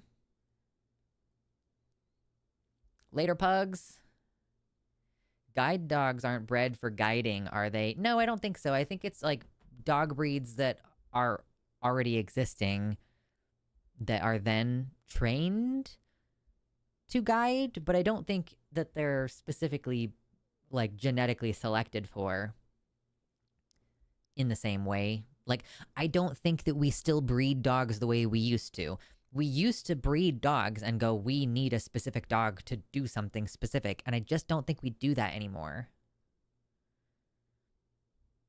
My mom's Pitty will bark and whine at any toaster popping up. Oh, Pitties are so funny. I love the idea of having a Pitty, but they're just fucking babies. Like, you know, it's just a cuddle monster. That's all they're good for.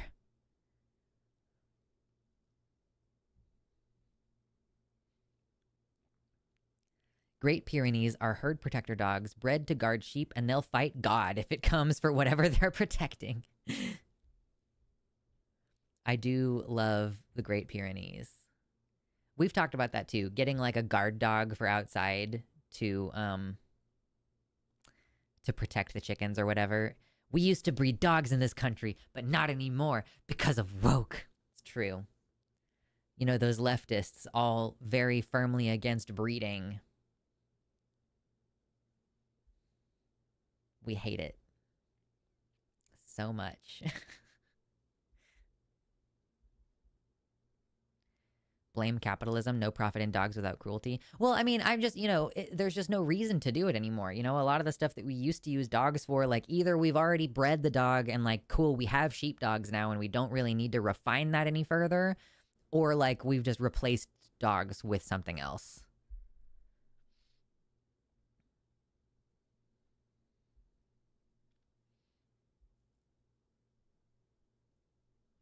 Really, there was a Great Pyrenees in Montana that hunted down and killed an entire coyote pack because they went after the young lambs. Damn. Pyrenees, you gotta take them seriously, apparently. You gotta be very, very, very real with them.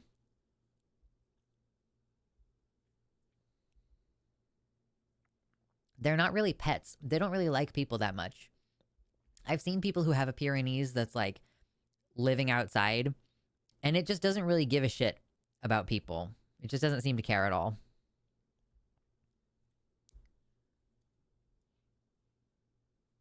Mm. Delicious cranberry drink. And we're back to water. Mm.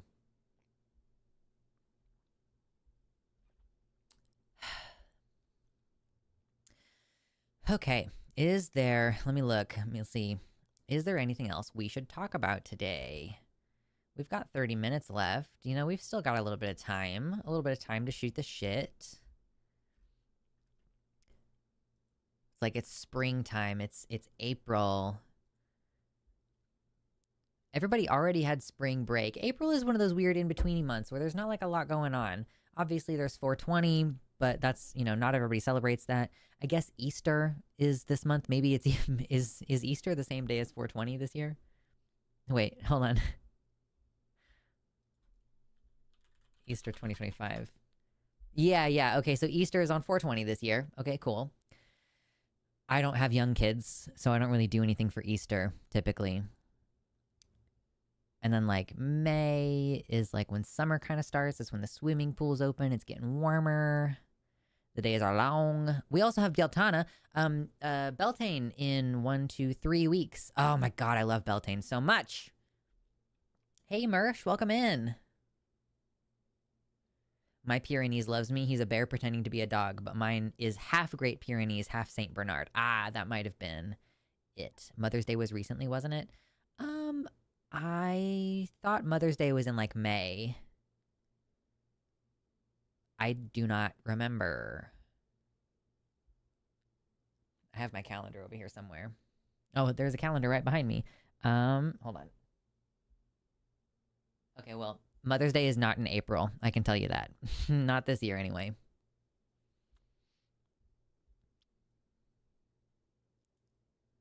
May 11th? Okay. I don't care about Mother's Day because I don't talk to my mom. I guess I could still, like, send something to my mother-in-law on Mother's Day, but that just doesn't exactly feel like it is my place. I don't know. Like, imagine me sending my mother-in-law a Mother's Day text, but my partner forgets. It's his mom. Did you hear about scientists bringing back the direwolf? I did. I heard that they genetically modified existing dog genes to, for like a marketing stunt, say that they brought back the direwolf, but it's just a modified dog. It's just a dog that's absolutely been fucked with, genetically speaking. Hank Green put out a video about it, I think earlier today, kind of explaining what they did. I mean, it's still cool, but it just is not what they say that they have done. Like, and I this is probably one of those things where the scientists themselves are not saying this, but that the spin of the science communication has been like, oh, well, that's how do we make this story clickable? Well, say that they're bringing back the direwolf. Modifying the gray wolf. Yeah. Droning says, unless they can publish proof that gray wolves are somehow more closely related than jackals. Yeah. So it's definitely interesting what they're doing. Cloning and all that stuff is super cool. It's very interesting. You know, I've seen people go like, we're going to bring back this person's cat or something. And people are like, yeah, this is a genetic clone of my cat. Like, that's cool and weird. Like, honestly, that particular thing is going to tap into some of my feelings about, like, y'all need to figure out how to start accepting death instead of trying to, like, replicate the experience of having the same cat for another 15 years. The biomedical company would bend the truth to get funding. I could see that happening. Well, I mean, sometimes it's not even their fault. It's like the news itself needs it's like, okay, you receive a press release from the biomedical company, right? And then the journalist has to say, how am I going to write this article and the headline in a way that is going to get clicks? So then all of these editorial decisions get made along the way, where the common narrative is, yo, they're bringing back this extinct animal. It's like, no, they're not. They're genetically modifying existing animals to try to capture the same genes. Yeah, even if it was a clone, at best you have an identical twin to your pet, not the same pet again. Right. There are going to be nuances of brain structure that means that that cat could have a different personality. Just because it looks like it doesn't mean that it is the same cat. They did figure out how to create germ lines from blood, which is huge news for cloning science. Yeah. But I just think that it's cool. Like, the idea of bringing back extinct species is like, why? Like, what is the purpose of that?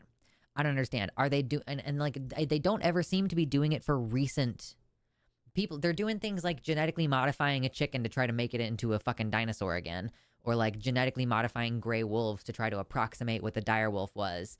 And like, apparently dire wolves are like a type of jackal, and they're more closely related to jackals than to wolves, broadly speaking. So yeah, like, I don't really understand what is the reason. If you like, what you're doing is not like, let's restore a keystone species. What you're doing is like, it's cool genetic science, but it's like, what are we going to use this for? Why are we just playing out the beginning of the Jurassic Park series? Like, I don't know. Honestly, it would be cheaper to find a lookalike pet if you're dead set on that. Yeah. Oh, agreed. Also, weird people who keep naming their dogs the same name as the previous deceased dog. Yeah. Ugh. The same company is working on dodo birds, I believe. Yeah, I mean, again, that's cool, but like, is that going to serve yeah, like, I guess that's one of the more recently, like, when did dodo go extinct? It was pretty recently. When did dodo go extinct? Around 1681. Okay, so that's like a recent one.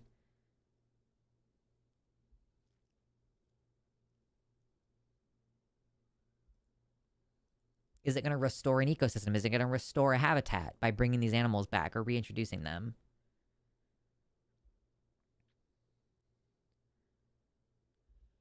The cutest genetically modified animals I have seen are the mammoth mice. The interesting thing is they have yellow fur. This trait in mice is usually referred to as lethal yellow. The mice have significantly shorter lifespans.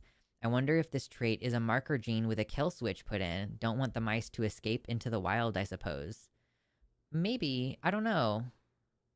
Yeah, because it could potentially fuck up the gene pool if they escape. I'm not sure. That's so interesting. The new dire wolf is just a designer dog. True.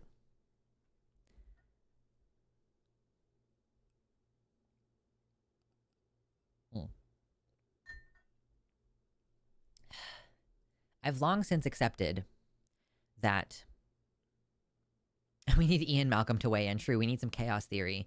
The word is that dodos were delicious. Well, that's not a good enough reason to bring them back. It's not a good enough reason.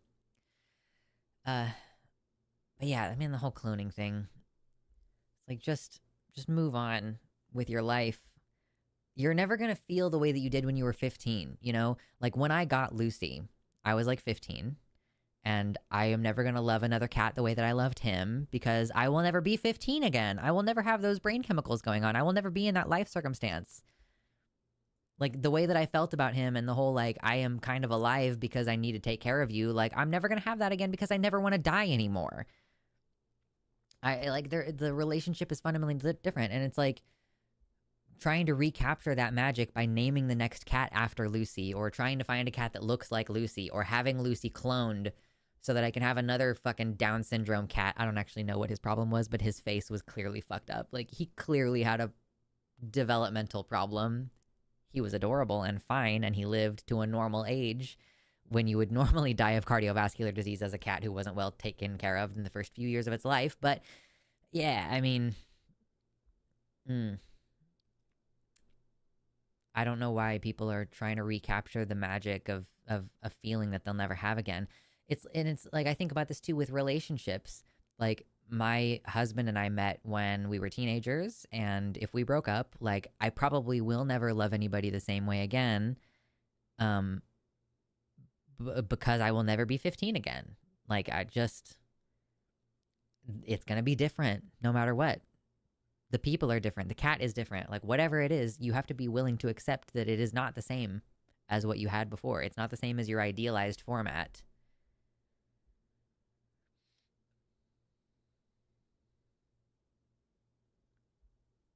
Perhaps they are quietly reintroducing animals that would be better suited to climate change, trying to protect changing ecosystems, maybe? Either that or trying to develop a new kind of zoo.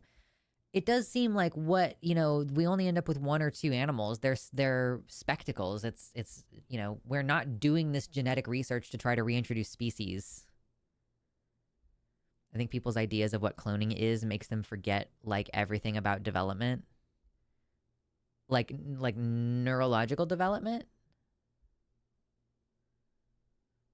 We already have emu if you want giant, delicious birds. Can you eat emu? Are you allowed to do that? Where? Like, I don't know if we could even get a hold of emu meat in the United States. Are you allowed to in Australia? You're allowed to eat emu?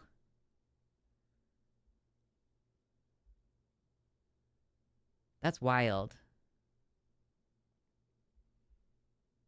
Giant birds. They're so scary. People raise emus. I just didn't know that they were for meat. I guess I just assumed that it was for eggs or something. That's so much meat. They're so big. That's crazy. But neat.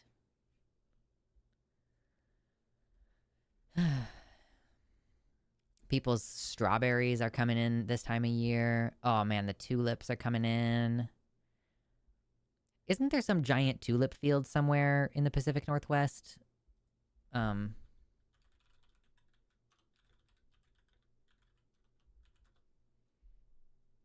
Dodo to replace chicken after the bird flu? Oh god.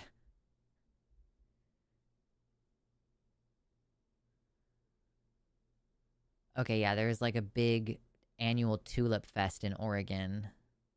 Or there's another one in Washington. Oh yeah, so apparently tulips, there's just like multiple tulip festivals in this area. Nice. So pretty.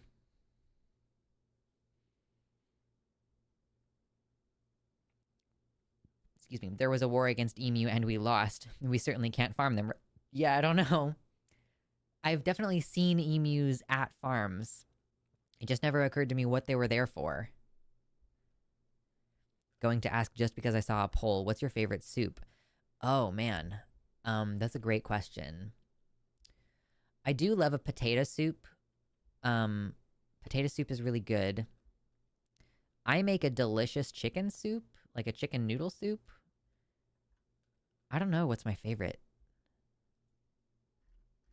My favorite soup. Yeah, I mean, I guess it's potato soup. I should expand my world of soups, consumption. could not figure out how to conjugate that word. People eat ostrich too. Okay. Fried chicken is delicious. You know, I can't argue with some delicious fried chicken. I should get some tenderloin and make some fried chicken. I haven't done it in a while. I don't like chicken in soup, but I love leek and potato. Yummy. I don't think I've had leek and potato soup. One time I've made butternut squash soup, I believe, and that was pretty good.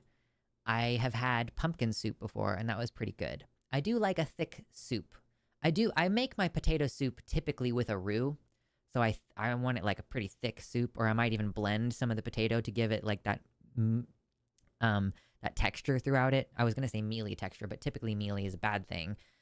But I'll like use an immersion blender and like blend some of it up. And then you got the like heavy cream in there. It's like, yeah, very heavy creamy meal. And then like bacon sprinkled on top of it, generally. Although I was thinking, maybe, did I do this recently? I think I maybe did make a potato soup where I bought a ham. No, I didn't end up doing that. But I want to like fry up a piece of ham and like cut it into pieces and chuck it in a potato soup. Pumpkin is great in both savory and sweet form. Hell yeah.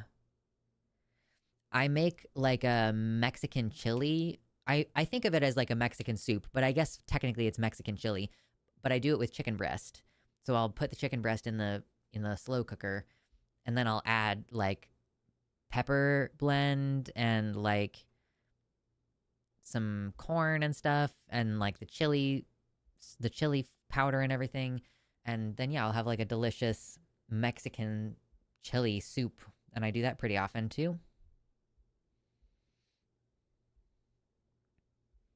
Hive size says, bzzz, indeed. Bzzz. Oh god.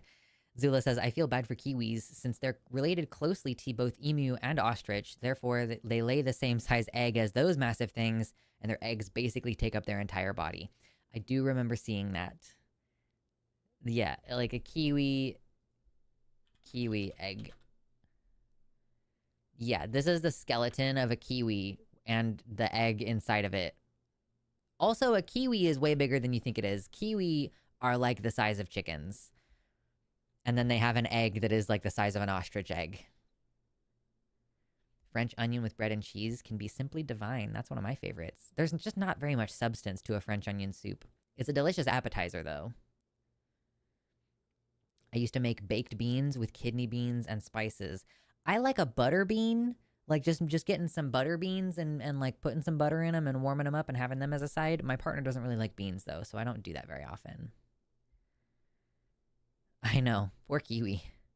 Imagine your cloaca having to expand to bigger than the size of your own head in order to pass the egg out. Like, genuinely, it's bigger than the size of their head, the egg is. So, like, they're like, the hole exiting their body could easily fit an entire other kiwi head in it. Disgusting.